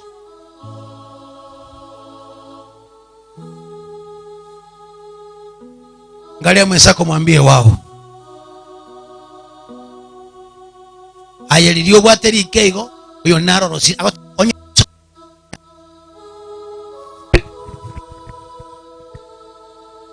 agante binarosire. Nimechoka. Bwana asifiwe. Leo ninataka nikupe kitu ndani yako, nataka nikupe neno la Mungu. Haleluya. Kama Musa kwa Biblia walitumia kondoo, walipochinja ile kondoo, ile damu ya kondoo wakabaga kwenye mimo ya mtu, kupaka ile mimo ya mti. Walipomaliza kupaka, wachawi wa Misri wakafiriwa na watoto wao. Je, leo hii wewe ukipata neno la Mungu, leo hii ukisachua maono yako, ukisachua ndoto yako, nataka Mungu akupe nguvu ndani yako. Bwana ape sifa. Utoka hapa na nguvu. Haleluya. Wamisri walipoamuka asubuhi walipata kumekuchwa. Kuna neema Mungu alipeana kwa Waisraeli. Hiyo neema ndio ninataka. Haleluya. Usikule walipokuwa wamelala. Maandiko yanasema walipokula ile chakula ya mwana kondoo walipata favor. Wakaenda kwa watoto wa Misri, anamwambia nipe cheweli, anapewa. Nipe hii, anapewa. Masaa ilipofika, wana wa Israeli walitoka matajiri. Haleluya. Leo naomba utoka hapa tajiri. Angalia mtu, mwambie I am rich. Sema leo ninaenda nikiwa tajiri. Ile maisha nimechoka nayo. Haleluya. Lazima uchoke na ile hali unapitia. Ukisachoka na hiyo hali, Bwana Yesu anakuja kwako. Mimi pia nimechoka, ndio sababu niko na maono. Lazima nijue ndoto yangu. Lazima nijue ndoto yangu. Yule mama amesema amechoka. Bwana asifiwe. Amechoka. Maadui lengo lao wako pale, wamekunyanyasa. Musa amesema mama yao akakufa na kifafa, baba yao kifafa, imeataki mtoto. Yeye sahi hana nguvu. Ila kipata pesa ni shilingi 10 ni hospitali, maana nyota yake alinyang'anywa. Nataka Bwana Yesu akupe maono. Yesu akupe maono. Wengine katika ndoto zenu kuna vitu mtaota vitafanyika. Utaota vile wanapanga kuja kukunyonga. Bwana Yesu afungue anga yako ukaone hayo maono. Haleluya. Maandiko yanasema ya kwamba Yesu alipozaliwa, wakati Herode alipopanga kwenda kuua Yesu, Herode amepanga akamia mama chusi, enda muone mali amezaliwa nami niende kumsujudia. Lengo lake alikuwa ni aende kuua. Maandiko yanasema wale wa mama walipofika pale walikutana na malaika. Malaika akawaambia msirudie hiyo njia. Ninakwambia leo vifo vike kwa maono. Enda kukutana na malaika wako. Yesu akupe malaika wako atakaye kushika mkono. Ninaona wengine wakipata malaika, unaenda Nairobi unakaa kama kwenu. Bwana anaenda kuachilia malaika kwako. Malaika wako anakuja. Malaika wako anakuja atakayefungua milango yako. Malaika atakuja mbele yako, atapigana na maadui kwenye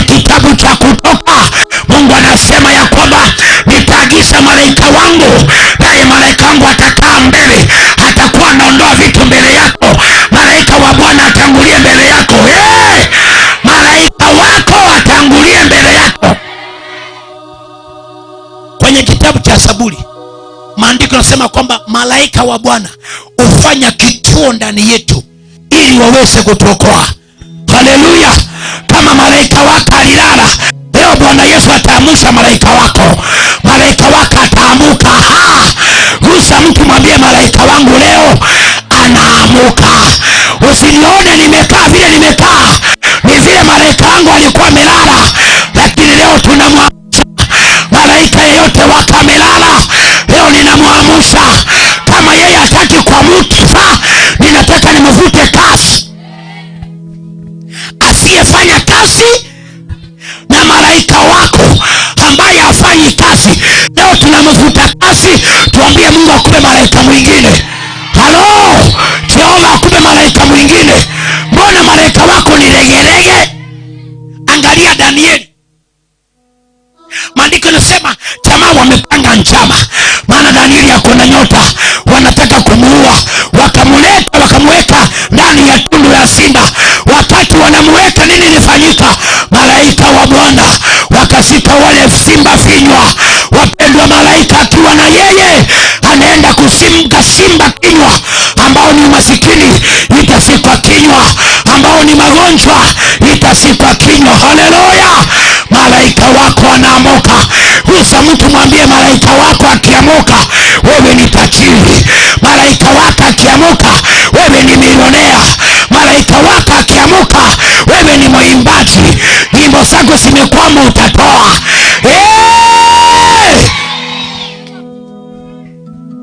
Haleluya! Malaika wako Mungu amwamushe.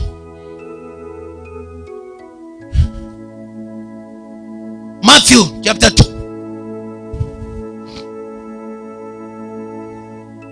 Matthew chapter 2. Hakuna Mungu kama wewe, hakuna popote, hakuna mwenye ishara.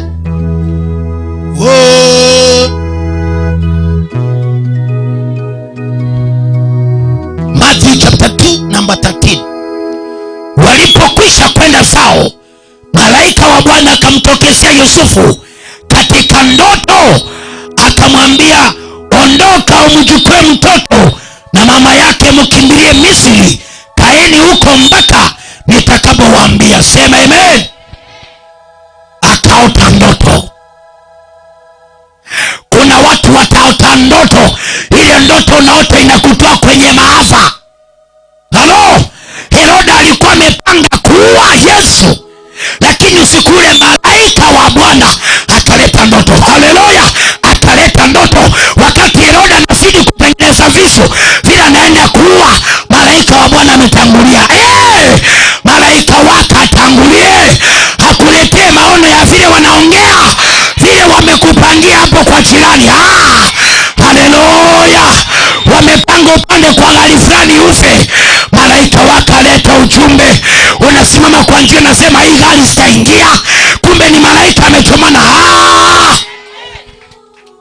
Tulikuwa na bibi yangu tunaelekea sehemu saa kule Kibirigo. Wakati ninunue hii gari, bibi yangu akatangulia. Wakati nakule kaniambia, dalili ya mkate nikiwa Kisii. Wakati nimekimbia kufika Konate, nikakumbuka mama niambia nimpelekea mkate. Nikamwambia mwenye gari nirudishie 30 ya kwenda Kibirigo. Akaniambia ulikata Kibirigo na basi yako imeenda. Nikamwambia it's okay. Nikashuka kwa gari. Pale Konate kuna duka hapo. Nikaenda nikanunua mkate. Wakati nimenunua tena nikanunua na Blue Band, maana niambia nataka ile ya duka, ile ya supermarket. Nami nimenunua ya duka. Sasa wakati nimenunua, nimepanda pikipiki, nimepata ya kuelekea kwenda Kibirigo. Kidogo naona ambulance inakimbia. Kufika karibu na ile kona zile kule karibu na Nyakiminjo. Ile kona nikapata ile gari tulikuwa tumepanda ndani. Watu wameanguka. Watu wamefunjika, wengine vichwa. Yule tulikuwa tuko na yeye amekufa. Ile chuma imetoka imemgonga hapa. Kwa pikipiki nikamwambia Mungu, wewe ni mwema, umeniepusha na kifo. Baba, nitakuabudu. Malaika wako akiwa hai atakutengenezea njia. Mwingine angelalamika kwa ajili ya taksi, kumbe ni uhai wa mtu. Mtu tulikana yeye amekufa, chuma imegonga hapa, jamaa amekufa. I was imagining mimi ndio niko hapo next. Bwana Yesu apewe sifa. Maisha yako ni ya thamani, maisha yako ni ya thamani. Ndiko inasema ya Bwana kwa ajili yako. Mungu anamwambia Daudi, kwa ajili yako mkono huu wa kushoto 10,000, mkono mwingine 1,000 wataanguka kwa ajili yako. Kuna mtu ataenda kwa ajili yako. Kuna mchawi atachukua kifo chako. Kuna mchawi anaenda na kifo chako. Sema mimi sitakufa. Mchawi yeyote anayesunguka nyumbani kwetu, enda na kifo yetu, enda na maskini wetu. Haleluya!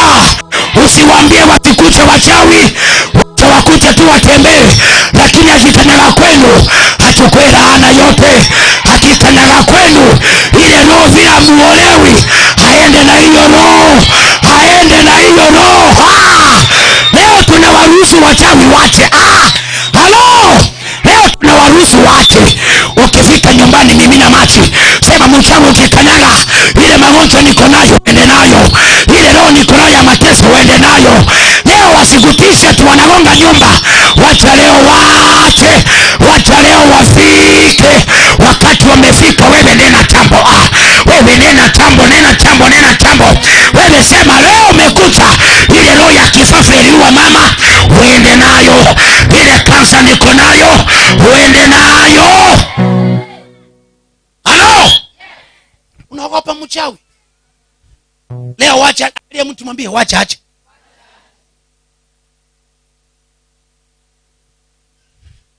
Na wachawi wanapenda vitu vichafu.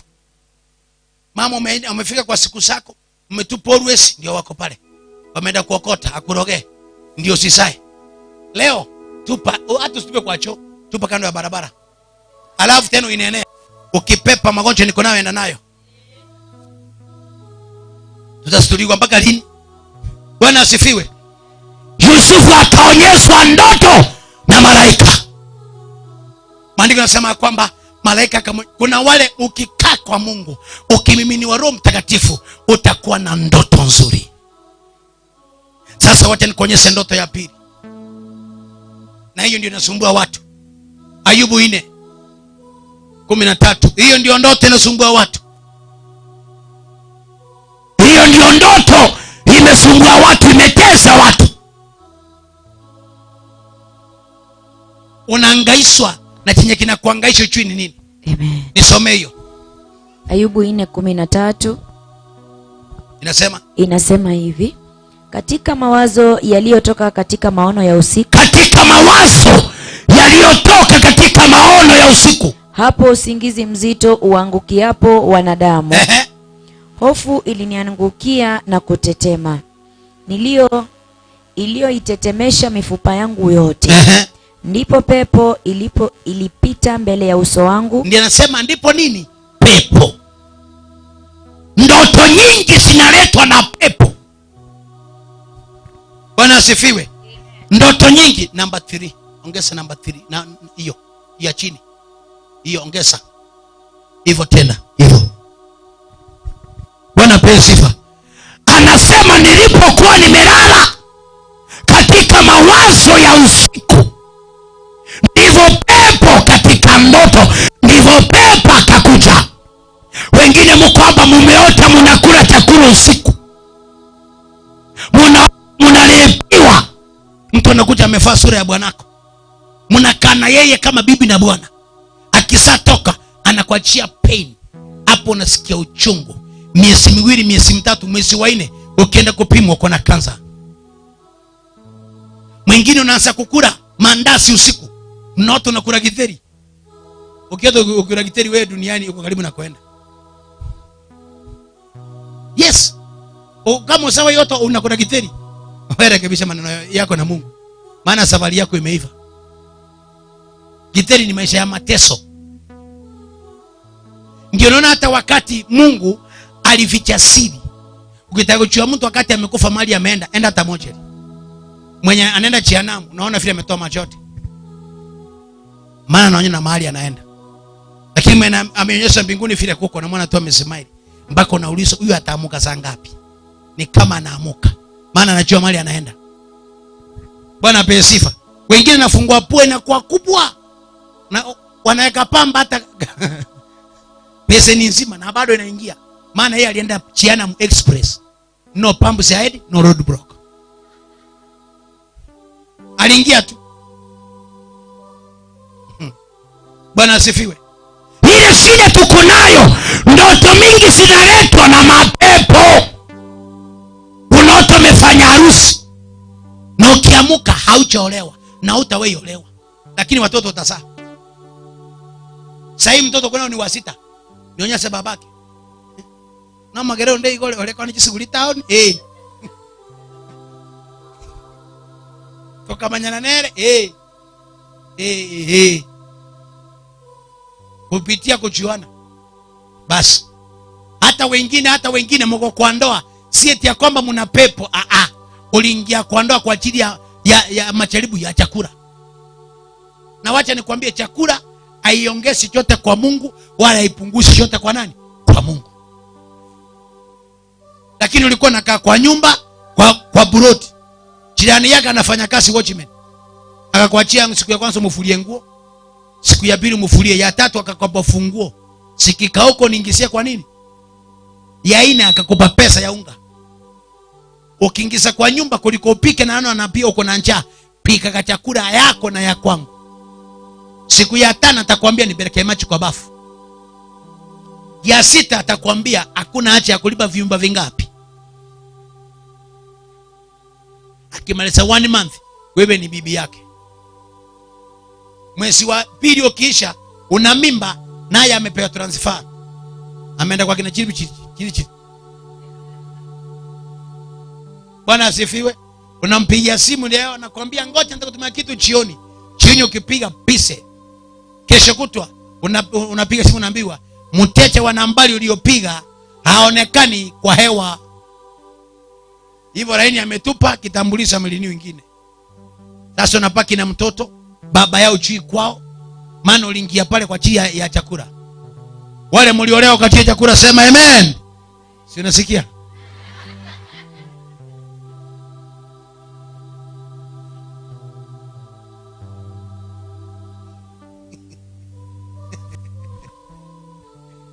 Uliza mtu mwingine, muulize firstborn wako ni matokeo ya nini?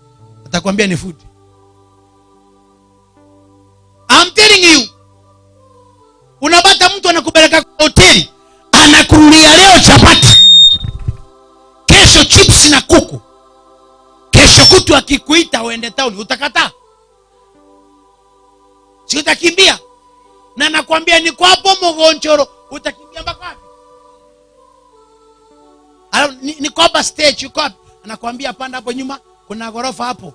Unaona hiyo gorofa? Imeandikwa home sweet home. Away from home. Sasa ukisoma ni home sweet away from. Nasema acha niingie hapo home. Ndio naona hata kwa baa waandiki machina mabaya. Naandika machina mazuri ndio pote. Jerusalem bar. Wewe nionyeshe Jerusalem ambayo iko na baa ndani. Wewe nionyeshe. Ebenezer Bap. Na tabu Arabu wanakuandikia we sell different spirits. Tunauza maroho tofauti. Spirits si maroho. Ndio sababu napata bwanaka anaenda huko, alikuwa na heshima, akirudi hata sibu afungi.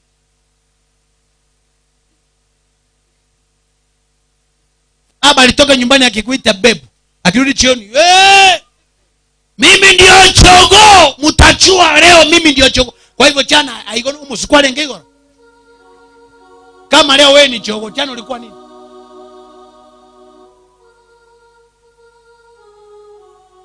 Anaingia kwa nyumba anasema, nyumba hii hakuliwi. Na yeye ndiye anajua vile mnateseka mpaka ametonda na pesa yake. Lakini kwa ajili ameenda we sell different spirits. once amekunywa, akirudi ako na roho ya vita. Kuna wengine wako hapa mabwana zao ni wazuri, hawachalewa, lakini siku amelewa kisasa. Kweli si kweli? Kama achalewa anaongea, hata unafikiri hakuna mtu kwa nyumba. Wenyewe hata iti wenyewe ngora omo chioyo owacha ko iwo morango uko igo. Halo, no tole mupole, Mungu ana lolote. Bwana asifiwe. Wacha aonje. Ufiko sema wenyewe nani? Utachua hapa kumekucha. Kwa mama wengine mko hapa, hata sasa hivi mko hapa, nimeona hata wengine mnasundoka, mna furaha. Asinge ncho mara obangwara ile, bono kwa nyori asura ara. Molembo nora. Ara. Usimwamuse manyamela na wewe. Mutigara ara asinge ncho molembo nora. Mbaite mno manigubwa. Mbaite mna so merubwaki. Bora kwa chirani yao karaire, mtaku mwamuta usimwamushe. Mwambie fanya nini? Usimwambie rara, mwambie continue. Na mwongela za Kizungu, na mwambia continue. Maana jana vile alilala na choo mwenyewe. Mama mbiole. Njo. Nyango sokwari usinigonga. Nyango sonjo.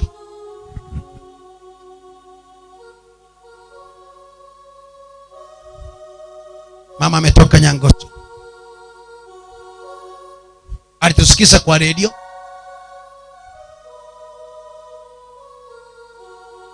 Nipe microphone. Una kichwa niambia mwancho hapa. Tetorole bunabi mbete. Alikuwa hapa Jumatano kwa ibada. Mama ngai kwa ruko. Kwa ni microphone nga. Nyango sonaru. Amalieta na kigoroko. Alieta ngoro Gladys Nyambulira temo. Obe. Gladys Nyambulira temo. Sei tomore mani kiamo kama na bwa nene litumbe Nyangos. Na kia chage to bimbe na kibimbetega. Na bogete mambi. Umefura sana unasikonga Kiswahili. Okay, ongea Kisitu. Na bogete mambi ngasoka isiko. Aliamuka asubuhi akatoka nje. Halafu ngarudi tena. Akarudi tena Kabla sijafika kwa nyumba nikasikia ni kitu kinanigonga hapa. Nyuma trasa ukaenda kiawaka.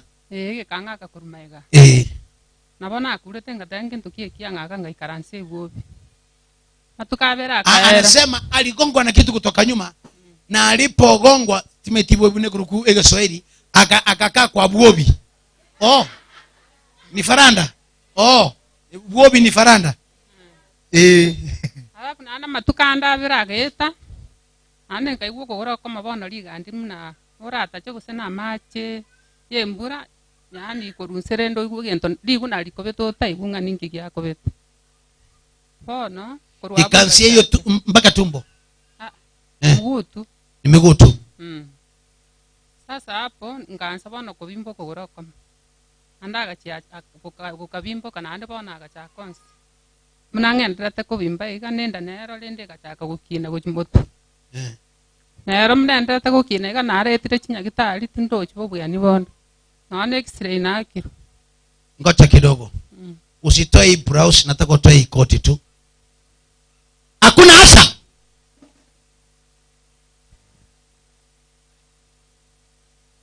We hauna mimba? Weka micro. Na chire clinic na pimiru. Ende ndole na kimusigo ndo katatu tindochi kende. Ande ngara gore gento keli to kore pima. Na aronge pima tindochi kende. Hii tumbo imekaa hivi muda gani? Tindiko yara botuko. Enga kingana naki. Motienyo yalile nenusuga. So, hiyo miguu inauma. Teliko ndo makotatige goika botuko ya kenda. Una mache yembura buseso deli ile free. Asa hakuna kitu na miguu ni muda gani? Tumbo ni mwezi mmoja na miguu? Magorara na aracha atanganete. Ndia chagete. Naro akuru motienyo ya manenusuga. Baada ya nusu mwezi tumbo ikaanza. Kwa iko bunole iko burede bono bumitinyo yo manenusu. Ndio umekumaliza hivyo? Nenge yangu karabu na bana bakora. Ulikuwa unafanya kazi gani? Ngona nalinga Masai ke barua bana na bonda atirete na muga katai. Kwale kwa Masai konda. Lakini ngiyekori ya baroki. Omuntu bwika kwirana akwenda baka Masai ye konda. Achikwirigiria akoreki. Wona mwamokolira amagoroira. Utaga Bwana apewe sifa. Hii nimerudisha kwa mwenyewe. Nimesema mwenye hii achukue. Aliye mroga hii tunarudisha back to the sender. Hii tumbo ya mama itapona. Itapona.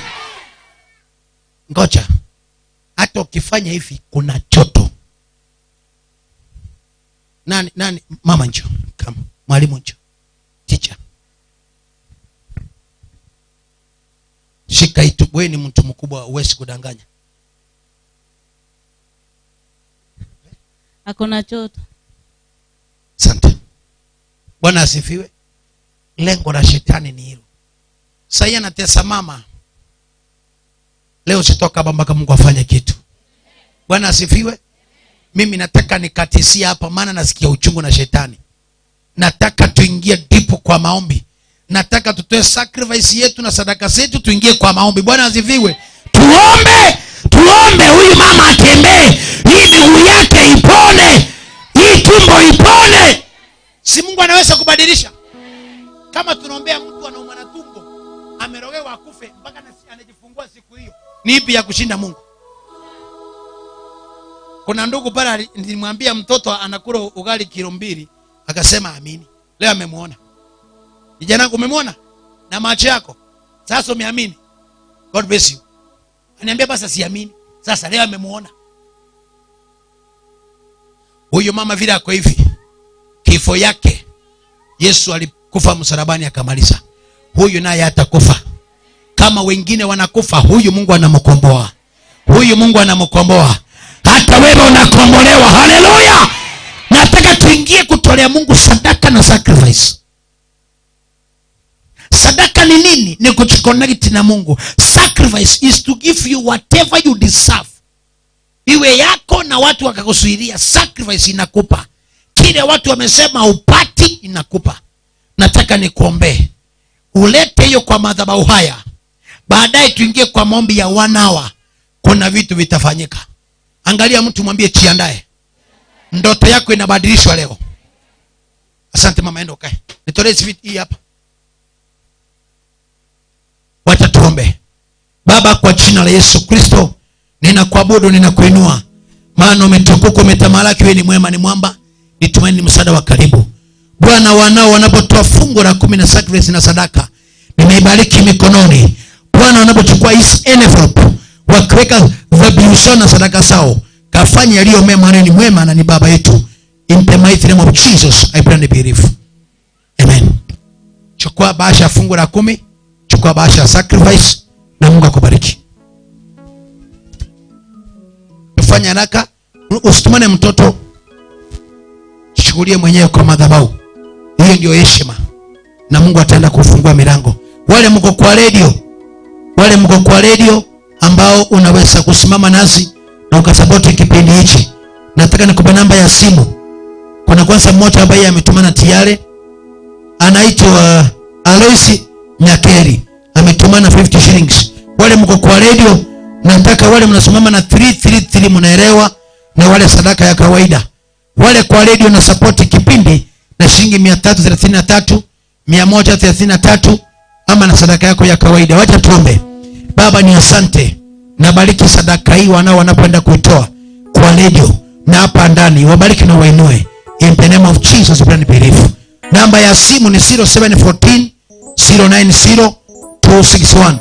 Kwa radio natumana na nasoma 0714 090 261. Namba ya kutumana sadaka yako na sacrifice. Na hapa ndani chukueni bahasha yako ya fungu la 10 na ya sacrifice. Bwana Yesu akubariki. Karibu. Tupe wimbo. Kuna Kuna mwingine hapa anaitwa Veronica Obonyo, ametumana shilingi 200. Yako imeingia Veronica Obonyo. Saa 8:13.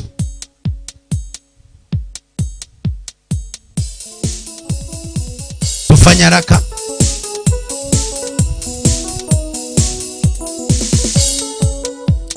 Evelyn Kemunto ametumana shilingi 100. Nyinyi mnafanya nini? Weka biti msuri ya kuimba wimbo. Wacha kuimba vitu vyenu.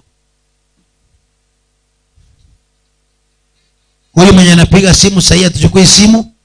Unatumana sacrifice yako.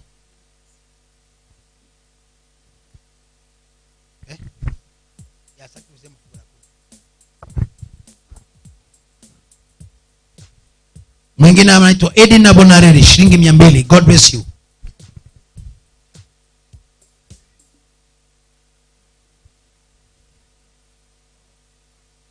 Sacrifice.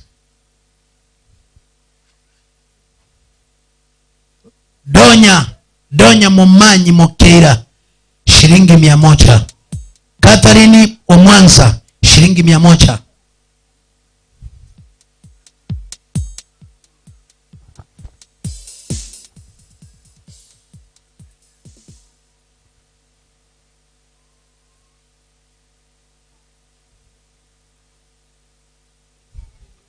Sadaka ni kama kubeka.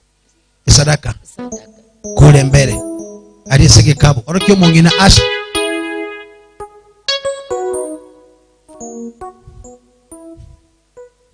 Sadaka baada ya tianza kutoa nitawaambia mtaleta. Mnachukua basha kwanza. Wiki Fumaera umetuma na shilingi 100. Miradi sio geto 100. Sijaona kama wewe mwenye nguvu namna hii. Sijaona kama wewe mwenye nguvu namna hii. Sijaona kama wewe. Lilian Omae 133. Teresa Mokua shilingi 100. Sijaona kama wewe mwenye nguvu namna hii. Sijaona kama wewe mwenye nguvu namna hii. Andrew Arita shilingi 50. Hao ni wale wanatoa kwa simu. Huko kwa radio unaweza kusupport kipindi. Kuna wale wa sacrifice ya connection na madhabahu 333 unafungua lako la 10, sadaka yako unaweza kutumana, alafu na sadaka yako yote. Namba ya simu ni 0714 090 261 0714 090 261. Naita chini Simon Ratemo ama Simon Junior. Tumana sadaka yako nitakusoma. Wale mko hapa ndani simameni. Tunaanza na hilo, mnaleta mnaweka mnapita hivi kwa ajili ya watu ni wengi ndio tusiwe tukafinyana. Tufanye haraka. Omae Sara shilingi 100. Gladys Bosire shilingi 50. Hao nasema ni wale wa radio. Kama hilo mmemaliza kutoa, hilo wengine ya katikati. Hilo ya katikati. Sijaona kama wewe mwenye nguvu namna hii. Sijaona kama wewe mwenye nguvu namna hii.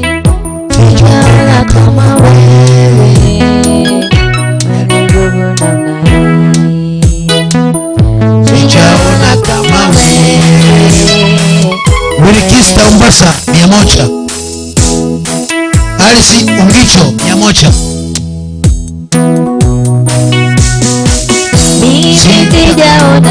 Sijaona kama wewe mwenye nguvu. Wale mko na bahasha ile mlikuwa nayo nyumbani, leta hapa. Sijaona kama wewe mwenye nguvu. Sijaona kama wewe. Sijaona. Oh, sijaona kama wewe mwenye nguvu. Anayeponya. Sijaona kama wewe mwenye nguvu kama yeye.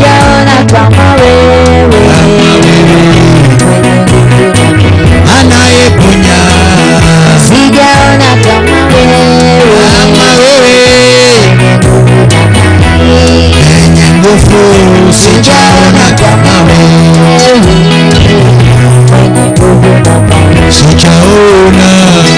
sijaona kama wewe,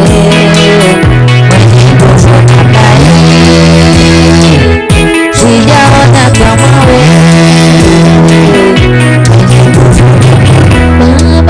Kwa radio 0714 090261. Nataka watu 10 wa kipindi wa kusapoti kipindi na 100 na watu 5 wa kuchunganisha na madhabahu.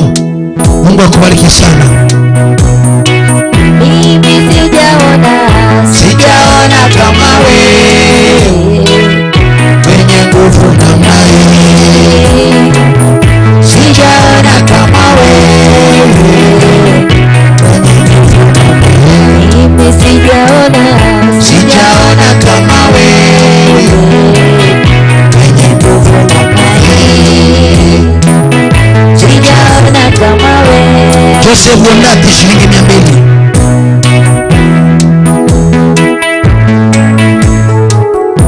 Wakati nasoma unapunguza keyboard please. Joseph Bondati shilingi 200. Alice Ongicho 100. Wilkis Tambasa 100. Wewe pia uko kwa radio unaweza kutumana ya kusupport huduma 100 yako 200 yako.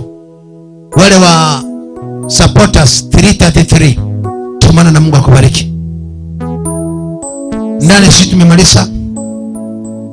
Kuna wale watu walikuwa na ile sacrifice nyumbani, bahasha zile saa white nyumbani ya sacrifice. Kama ulichukua last week lete. Alice Mokeira ametumana 333. Nimeona mtoto wangu alikuwa amepotea, mwapi kumuona. Huyu mtoto wangu, mpigie makofi mwanangu mpotefu huyo. Alikuwa amepotea kweli. Sabera Robert Makwani ni supporter wangu, ametumana ile 333. Sabera Mongare ametumana 100. Bwana abariki. Damu ya Yesu yatakasa kabisa. Nataka wale wa radio, wale wa 333 wapie wakitisa prayer request watu 3. Namba ya simu ni 0714 090261. Nadhani tumemalizana na upande huu. Tumemalizana na upande huu wa sadaka hapa ndani. Na ngoche wale wa radio, wale wa hiyo kusupport kipindi. Bwana abariki. Toeni hizi vitu hapa.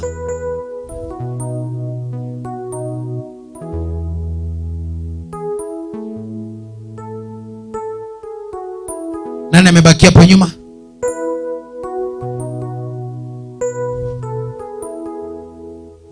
Sabera Mongeri Mongare, Edwin Okindo ametumana yake 333.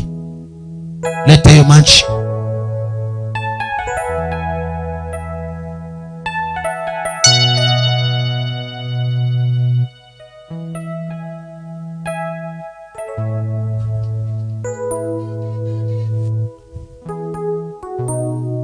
Unachukua machi yako. Lilian Kefa metumana 50 yake. Huyu anapiga simu, ngoja kwanza. Mwenye anapiga simu kwa radio, ngoja kwanza please.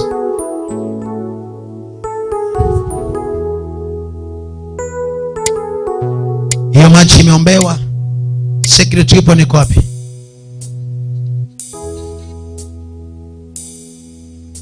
Na wale wanasumbua kwa simu na ni reverse call. Unajua kuna mtu anaweza kujaza na madhabahu patera ana kubwa kuliko kubarikiwa. So nataka nipeane hiyo machi. Pete yako wapi?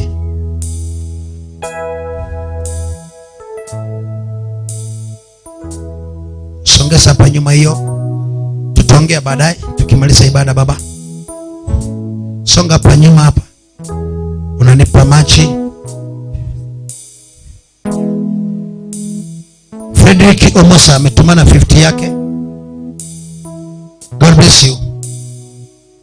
Unataka machi. Unakucha kwa hii laini.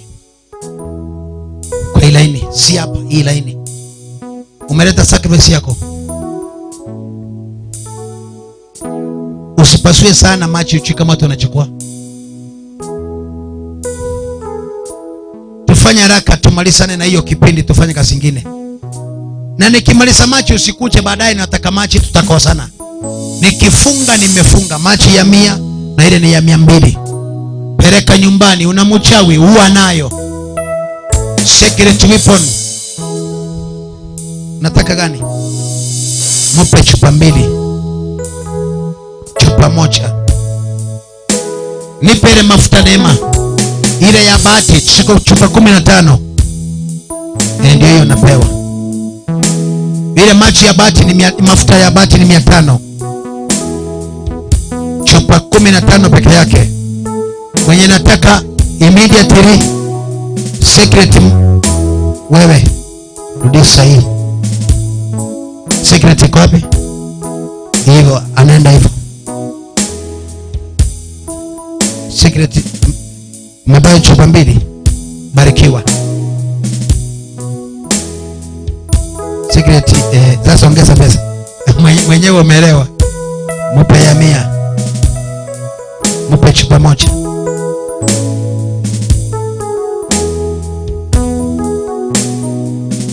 Mupe chupa 1. Ya 100 na ya 200. Ya 300. Peana hizi maji chupa 3 ya 100 chupa 3. Secret peana hii huyu 1. Peana ya 100. Ya 100. Umebarikiwa na mpaka na pepa.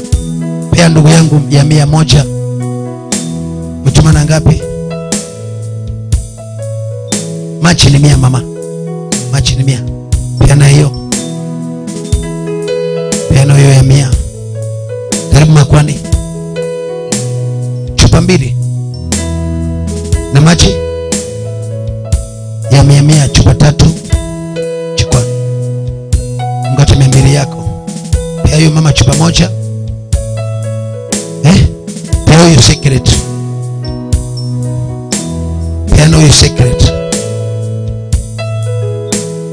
Pia hiyo ya 100. Pia hiyo ya 100. Unataka mafuta, chukua mafuta raka. Niingie kwa huduma. Chupa 2. Nipe 100 kabisa. Damu ya Yesu yatakasa kabisa. Neno hiyo. Damu ya nasema mamlaka. Mupe vitabu. Unataka mafuta? Chupa 5, chupa 6. Peana maji chupa 6. Secret 3. Peana secret 3. Secret 1 na hizi 2. March.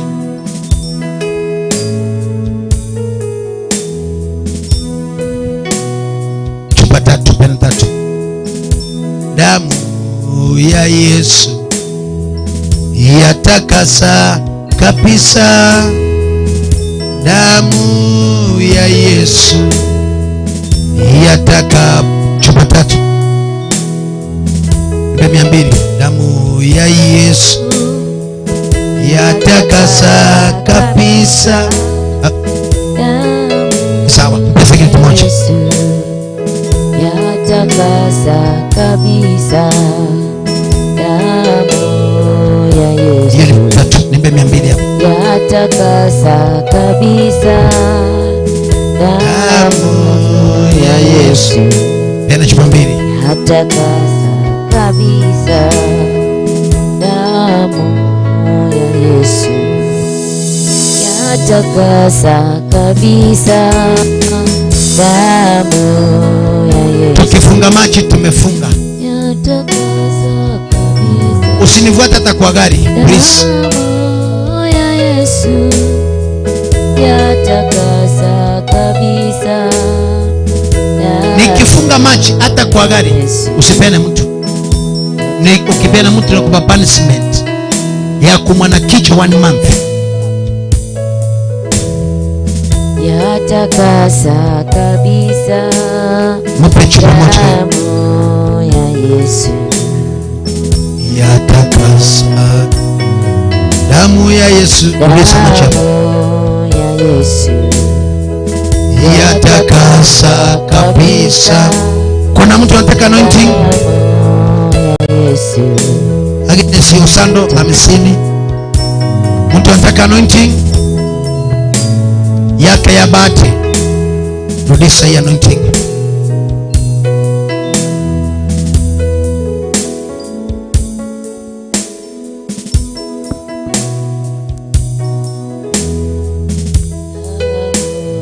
ya Yesu yatakasa kabisa.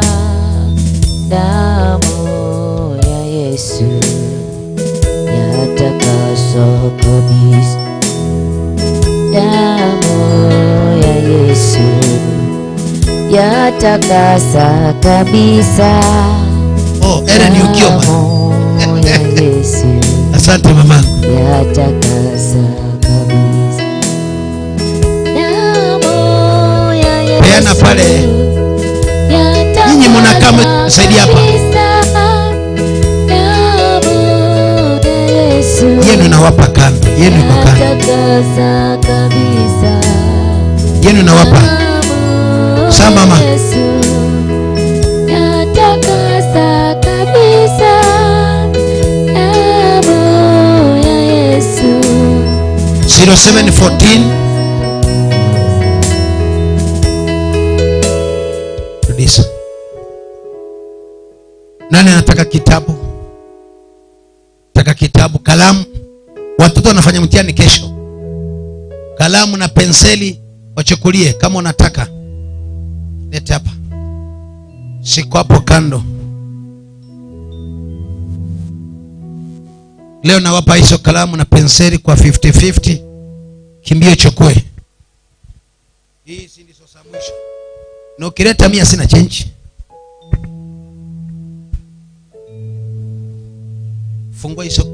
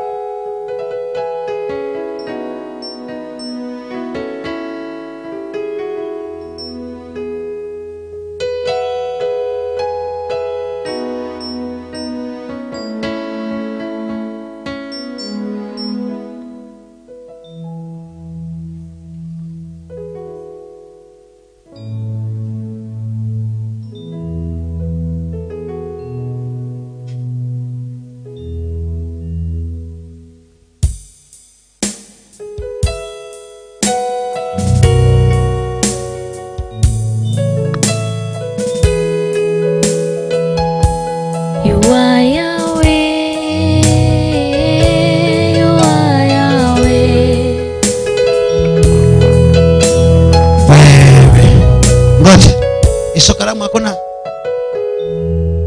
Angalia hapo kalamu. Kumepaki pensili ngapi hizi? Leta sote hapa.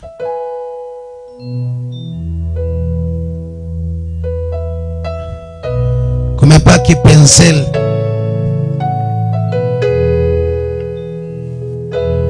Saba peke yake. Wala kalamu zote zimeisha, zimebaki penseli 7. Kama utachukua penseli sawa, kalamu sina. Weka hapo tu, chukua hiyo. Weka hapo, chukua. Weka hapo, chukua.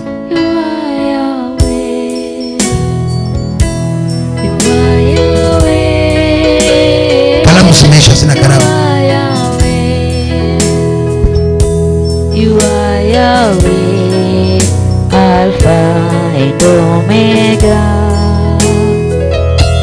You are Yahweh, Alpha and Omega. Zimeisha mwanangu. You are Yahweh, Zimeisha, zimeisha. Oh, kitabu ndio iko. you are Yahweh,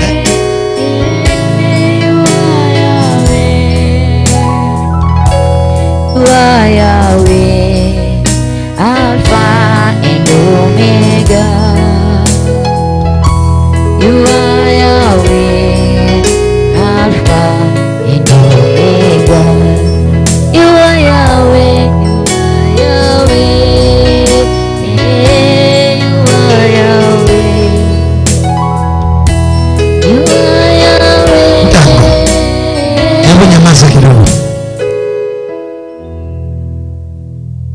nataka tumalize kipindi, tunataka mambo mengine patikane hapa. You can see this story is a mother and a daughter being caught dancing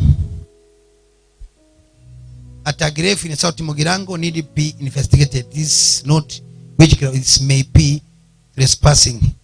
Hao wamekamatwa wakidansi kwa kaburi. Si Mungu anataka kuleta miujiza zaidi. Bwana asifiwe. Sema na mimi wa Kongo wakamatwe. Si mnaona?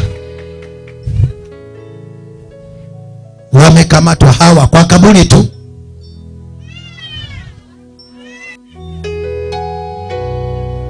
Bwana asifiwe. Ngoja. Watu ni koroki moto. Mchimuri gilienda senti hivi.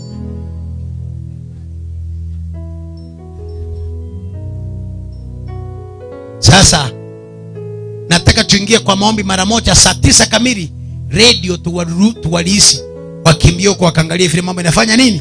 Inafanyika. Si ni vizuri? Simama mahali ulipo. Simama. Hata mimi nataka nikimbie saa 9. Kimbia huko. Halo. Sema maji yetu. Si mnaelewa? Si mnaelewa? Angalia mtu mguse, mwambie maji yetu. Sema ikimwawa wanakamatwa. Aye. We mwanene mukuna Motebi atoraigwa. Mukuna iga nane munyuli Motebi atoraigwa. Motebi kogosiara machaito. Banabwatwa. Weka viti kando. Nataka nikufanyie deliverance for 20 minutes. Saa 9 kamili tunatoka kwa hewa. Weka viti kando.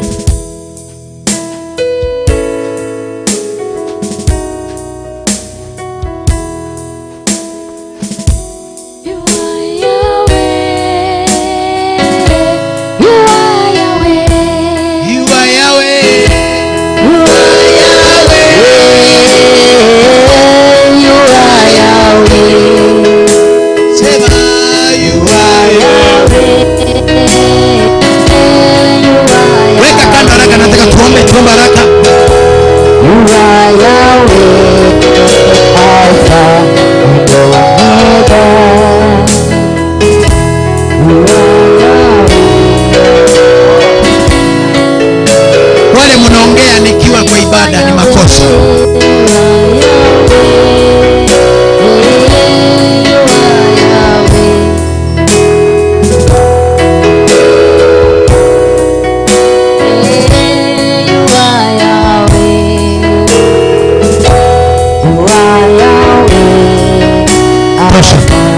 Nina mkono juu. Nataka nikufanyie deliverance mahali ulipo. Ikifika saa 9 kamili tunafanya ombi tuage watu wa radio. Na wale wako kwa radio wanatamani kwa maombi. Pia tunaweka pamoja. Inua mikono yako juu. Sema Bwana Yesu, unifungue, unipiganie. Kuanzia saa hii yeyote aliyesema sitabarikiwa, nimekataa. Mimi nimebarikiwa. Ibada ya Jumatano nitakapokucha nitapokea nyota yangu, maana mimi nimebarikiwa. Ndoto mbaya walioniwekea Bwana Yesu naomba usiondoe. Funga macho yako, inua mkono juu. Zile ndoto walizokupa ndoto mbaya, nataka mwenyewe mahali popote ulipo, nisaidie hapa. Mahali popote ulipo, ndoto yoyote, ongeza hiyo namba 2. Ongeza kidogo, ongeza namba 2, ongeza. Ndoto yote uliyokuwa unaota na inasumbua maisha yako, inatuma macho, mikono yako juu, ufunge macho. Kuna kitu, hata wale mko kwa radio, unaweza ukagusa mahali. Kama unaweza ukagusa radio, kama unaweza ukagusa radio yako, gusa radio.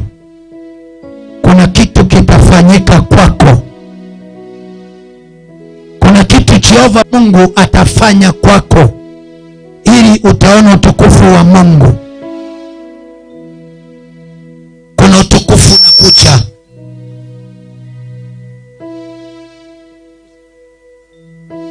Inua mikono juu. Father, in the name of Jesus, kila mmoja aliyeinua mikono juu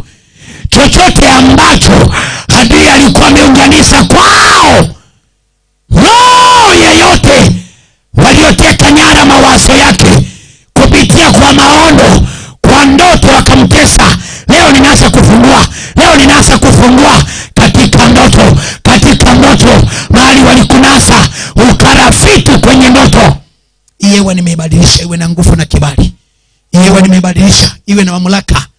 Futa hewa ndani mara ya kwanza, breathe in, weka nje. Mara ya pili, futa hewa ndani. Mara ya tatu, chochote walichotumia kwa ndoto kwa anga yako wakakufunga, ninateka mateka, ninafunja hiyo roho, ninafunja hiyo roho. Mara ya kwanza hiyo roho, mara ya pili hiyo roho, mahali popote ilivyo. Wengine hasa kutapika, nisilie maji, wengine hasa kutapika. Roho waliokupandia, roho waliokupandia, pokea, funguliwa. Nafungua maisha yako, nafungua maisha yako, ninafungua maisha yako, nafungua maisha yako. Chochote walichoweka, chochote walichoweka, funguliwa, funguliwa, funguliwa, funguliwa. Ninafungua maisha yako, nafungua anga yako, nafungua anga yako. Chochote walichoweka, chochote walichopanda kwa maisha yako, kwa maisha yako. Bwana Yesu, wewe ni mtakatifu, wewe ni mkamilifu, wewe ni mwema, wewe ni simba. Unatenda Bwana, unatenda Jehova. Neema yako ishuke, kibali chako ishuke Bwana, mamlaka yako yashuke. Ninateka mateka kila maroho walioinua, kila maroho walioinua, kila maroho waliokuinulia juu ya maisha yako, juu ya maisha yako. Yes, yes, yes. Asa kufunguliwa, asa kufunguliwa, asa kufunguliwa. Roho waliopanda, roho waliopanda, roho waliopanda, uchawi walioinua, uchawi walioinua, uchawi walioinua. Yes, yes, yes. Peleka mbele. Yes, yes. Chochote walichoinua, walichoinua kinyume, walichoinua kinyume, walichopanga kinyume, walichopanga kinyume, walichopanga kinyume na maisha yako, touch hiyo roho ndani, roho waliokuwekea, roho waliokuwekea, roho waliokuwekea. Acha nisaidie, toka ndani yake, set you free. Roko sekariba, funguliwa, funguliwa. Asha, asha, funguliwa, funguliwa, funguliwa kwa maisha yenu katika jina la Yesu, katika jina la Yesu. Neema ya Jehova, mamlaka ya Mungu.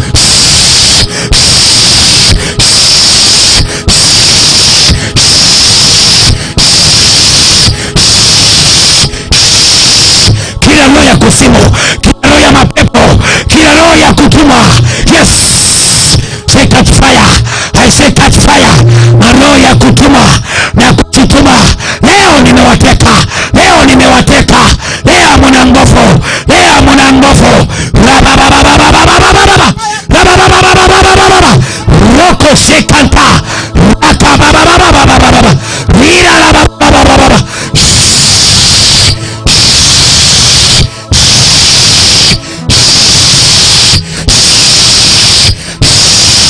funguliwa, funguliwa, funguliwa. Yes, yes, yes, yes. Funguliwa, toka ndani yake, toka ndani yake. Roho ya kifafa, roho ya kifafa, roho ya kifafa, chomeka, chomeka, chomeka. Neema ya Mungu, neema ya Jehova, mamlaka inakuja, mamlaka inakuja. Inua mikono yako juu, inua mikono yako juu. Bwana Yesu, shuka, shuka, shuka. Mwa, mwa, mwa, mwa, mwa, mwa, mwa. Yeah. Maagano walioweka kwako, wimbo wa kuabudu Bwana, beat.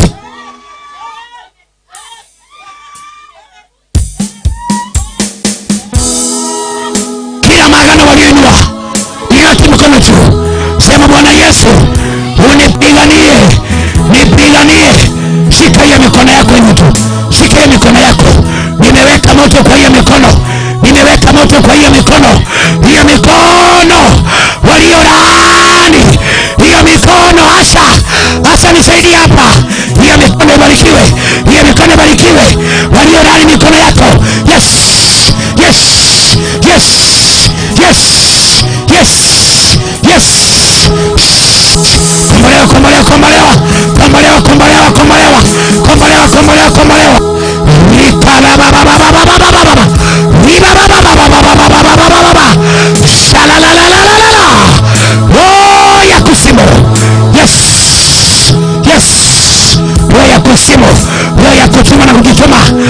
kuchomeka, anza kuchomeka, anza kuchomeka, anza kuchomeka. Roho ya kuachwa, roho ya kuachwa, roho ya kuzimu, Mungu anapigana nayo, Bwana pigana nayo, Yesu pigana nayo, Yesu pigana nayo.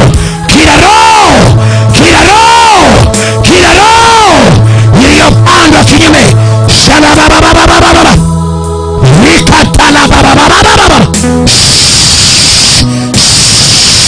touch, touch, funguliwa, funguliwa, funguliwa, funguliwa, funguliwa, funguliwa. Chochote walichopanda kinyume na maisha yako, yes, touch, touch, touch, touch, touch. Funguliwa, funguliwa, funguliwa, funguliwa. Asha, in the name of Jesus. Microphone itumika hapo, microphone itumika hapo, watu wakiombewa. Funguliwa, funguliwa mama, funguliwa, funguliwa dada, funguliwa. Chochote walichopanga Mungu kwako leo, Yesu apigane nacho kwako leo. Mchana funguliwa, funguliwa. Neema ya utukufu, yes, ikashuke kwenu, ikashuke kwenu. Chochote walichopanda, chochote walichopanda ambayo iko kinyume leo, ikutwe na Mungu leo, ikutwe na Mungu leo, ikutwe na Mungu.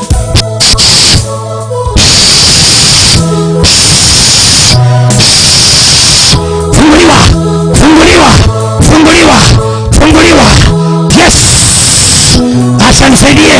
Funguliwa, funguliwa, funguliwa, funguliwa na Mungu mwenyewe, Jehova mwenyewe afungue maisha yenu. Yes, set you free, set you free. Ya ya ya ya ya. Raka baba baba baba baba baba. Rima baba baba baba. Watu wako uchi bwana. Beba mtu misuri yako uchi.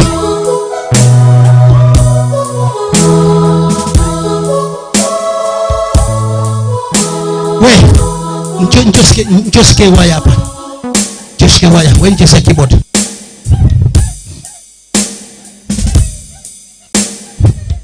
Wale wamefunguliwa wafunguliwa haraka. Nyosha mkono watu ombea wa mara moja, na wale wako kwa radio ili watoke kwa radio mara moja. Nyosha mkono. Sema Bwana Yesu, kila maroho yaliyosukuma ndani yao, sema fire, sema fire, sema fire, sema fire. Tunayang'oa ndani yao, tunayang'oa ndani yao, tunayang'oa ndani yao. Tunaweka moto, tunaweka moto, tunang'oa kila uchawi, kila ushirikina, maroho ya kuzimu yote walioinuliwa kwao, kwao tunang'oa. Hata wale wako kwa radio, tunafunja madhabahu, tunafunja ngome za mapepo. Wale wako kwa radio, tunawaset free in the name of Yesu makofi. Inua mkono mahali ulipo, inua tu mkono mahali ulipo. Nataka Jumatano unapoanza kupokea nyota, Mungu apigane na adui yako.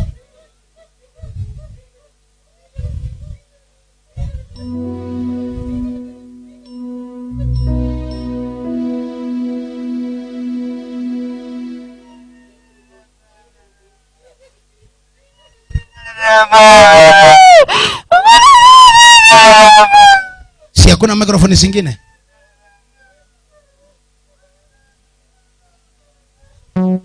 Nyosha mkono kwa huyu. Songeza ukando huyo. Tunapigana na ile kwa huyo mtoto ndani. Huyo msichana wangu huyo. Songeza hiyo nyuma.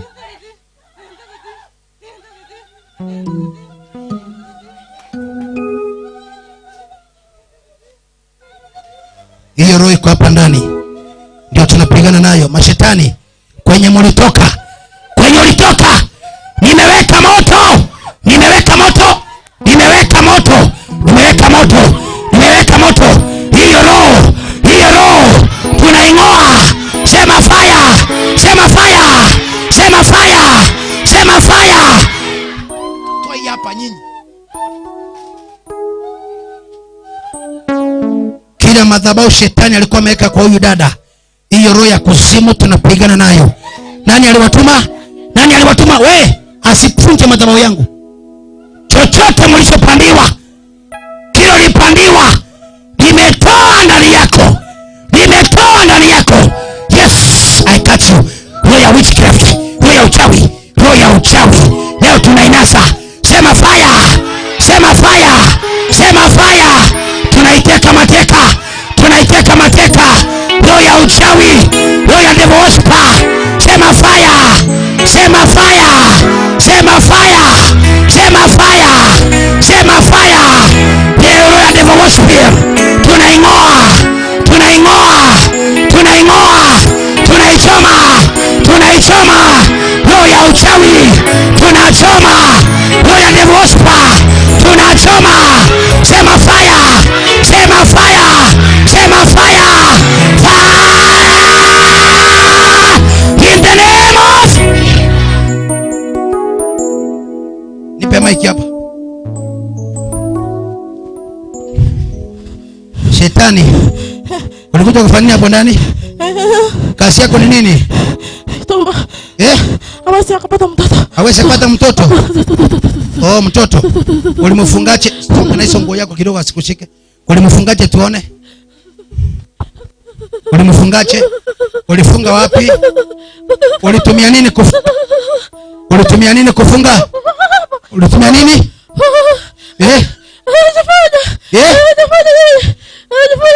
Anajifanya yeye. Leo ninamkomboa. Leo ninamkomboa leo. Mama yake. Ndiye alimfunga.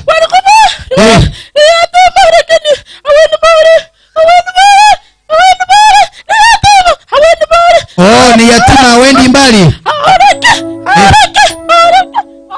Abarogi.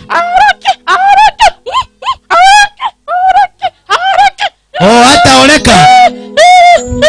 Anajifanya yeye ni mfurana. Oh, anajifanya yeye ni mfurana kwao. Anajifanya, anasaidia. Yes. Na sisi tunajifanya. Leo tunamtoa.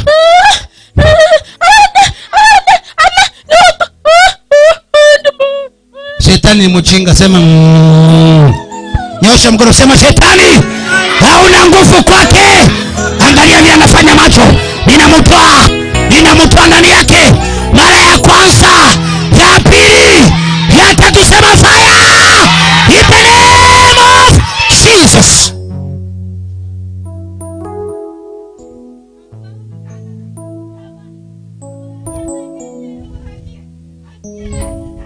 Mulika vizuri. Huyu anyamaze. Mulika hapa vizuri. Unaona vile alikuwa amefungwa? Angalia hata macho vile iko. Ona mwana wa moto. Yatima. Tena kila mtu asonge nyuma. Hiyo pepo imebakia kwa macho. Mtawatch kwa YouTube. Okay. Huyo sasa leo ninakuwa mwenye alikutuma hapa. Leo ni siku yako ya mwisho. Kusanya vyote na uende. Tunamfungua in the name of Jesus. Simamisha huyu. Pigia Yesu makofi makubwa. Simamisha juu vizuri. Hakuna wadada maasha. Maana waliseka ama waliolewa wote. Wale niko nao ni mabibi za watu, si maasha. Unampeleka wapi? Mulikuwa simamisha hapa tuongee na yeye. Muamwele uchuma echiremo kumoida. Watu ni vizuri, wengine kwa TV wachua amefunguliwa, alifunguliwaje? Tunakaa kwenye society na tagocho ukweli. Atafunguliwa baadaye mkimpeleka watauliza aliendaje. Si ni ukweli? Nasikiaje mama? Kosa. Nyumbani kwenu ni wapi? Nyabonge. Umeolewa? Unajua vile ulikuwa unafanya hapa chini? Ulifikaje hapa? Sijui. Uchi. Sipige Yesu makofi. Si amefunguliwa? Hata wewe utafunguliwa. Wengine tukutane Sunday kwa ibada ya pili kutoka Ndisi TV. Bwana apewe sifa. Lakini kesho jioni Sayare Radio usiku saa 3. Angalia mtu hivi mwambie kesho usiku saa 3 Sayare Radio. Mwambie usikose. Ndio ninaanza kuweka msingi wa nini? Wa nyota. Kitambo Jumatano. Jumatano ile nyingine niwaambia wale watakucha nitawapaka kitu watakula. Nani alikuwa siku ile? Nani alikuwa aliyetenda ile ibada? Nani alikula kitu?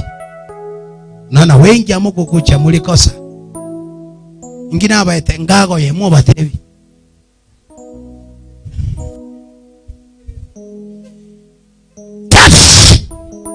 Tetemeka kabisa ukienda. Tetemeka. Haraka na vyote uliweka ndani yake. Sema fire. Sema fire. Tetemeka kabisa kabisa kabisa. Kabisa kabisa kabisa. Huyu mtoto akombolewe. Tetemeka, tetemeka na nguvu. Tetemeka. Roho ya nyoka, roho ya nyoka, roho ya nyoka, roho ya nyoka, roho ya nyoka, roho ya nyoka, roho ya nyoka. Uchawi wa nyoka, uchawi wa nyoka. Ninaua ndani ya huyu mtoto. Nilete na yule pia ni nyoka. Leta hiyo mbili. Hii ni roho ya nyoka. Hizi ni roho za nyoka. Roho za nyoka. Sema fire. Sema fire. Roho uchawi. Fanya haraka. Sema roho ya nyoka. Roho ya nyoka. Roho ya nyoka. Angalia sinafanya kazi moja. Roho ya nyoka. Roho ya nyoka. Machini ya nyoka. Machini ya nyoka. Sema fire. Sema fire. Sema fire. Sema fire. Sema fire.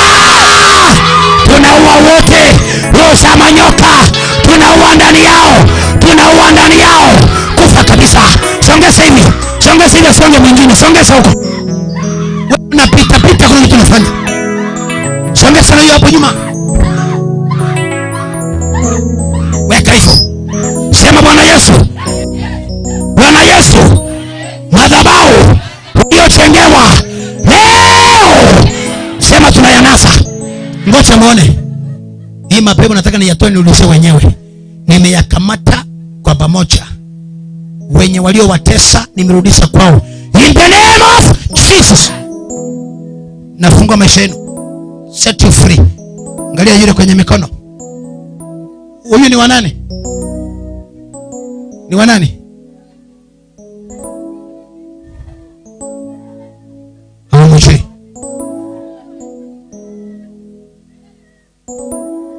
Ndio kwa liyasegeseli baba. Sipite hivi kwa mlango vizuri. Angalia mikono yake. Onte bibono onyomo musubati. Acha kombolewa akufanyia usiku kitandani hivi. Acha wawili wakucha hapa. Moteneni igabantu arore bicharebi. Ngabana na nyori na nyomiro musubati. Dimekire nyomba akorera igo. Abugitanda. Notene no. Enyomonera. Sasa hata masomo wamekamata. Huu mkono ukishika ni mgumu. Wenjo. Hebu shika mkono kama utaweza. Ukunje kama utaweza. Maana ile nguvu iko hapa sio yake. Mimi ni mwanaume lakini na siwezi. Shika. Shika hii mkono. Kunja hivi na mkono mmoja. Hii mkono hapa. Hapa. Kunja kwenda huko. Shika hivi mama Buju. Hivi. Kunja. Wacha miwili. Kunja na mkono mmoja. Unaweza? Na ni mtoto mdogo. Ni kwa ajili gani? Kuna manipulation ya satanic power. Bwana asifiwe. Saa hii akitoka ukimshika mkono hivi ataanguka chini. Hiyo roho walioweka. Nimeweka ya Mungu. Nimeweka ya Mungu. Achia yeye, nisaidie machi kidogo. Saidie machi kidogo. Nimeweka ya Mungu. Iko hapa machi iko hapa. Nimeweka ya Mungu. Nimeweka ya Mungu. Nimeweka ya Mungu. Nimeweka ya Mungu. Imeisha. Imeisha. It's over now. It's over now. Sema fire. Sema fire. Inaenda wote wakombolewe.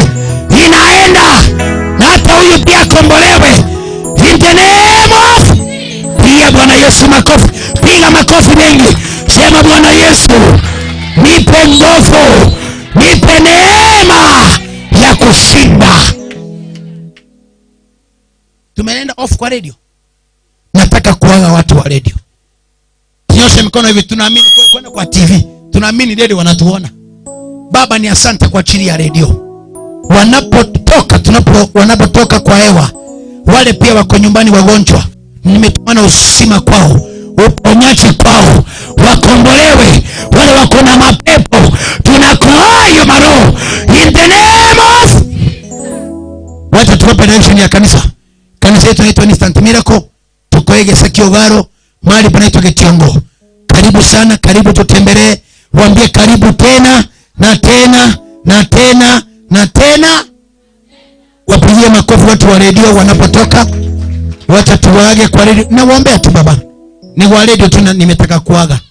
Hao wengine mko hapa, nataka kila mtu achiwekee mkono. Niwaombee nimalize. Simamisha huyo amefunguliwa. Asha, wengine fuweka mkono kwa kichwa yako. Funga macho yako. Sema Bwana Yesu, nipe ushindi. Nipe kushinda. Madhabahu, uchawi, laana nimeondoa kwa maisha yangu. Yesu. Yesu. Yesu. Yesu. Niponye na unikomboe. Baba, ninakuinua kwa wanao. Unawatenda yaliyo mema, maana wewe ni mwaminifu. In the mighty name of Jesus, I pray and believe. Somebody say amen. Nataka watu 10 kutoka hapa. Wale leo hii mtaniwekea gari yangu mafuta. Watu 10, just 100 shilling. Na ninataka nikwambie uende na nyota ya Mungu. Huyo mwacha hapa anafunguliwa.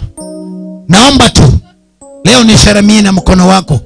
100 yako, 200 yako, unasupport mafuta ya gari na Mungu akupe kibali. Leta tu watu 5, watu 10, leta tu.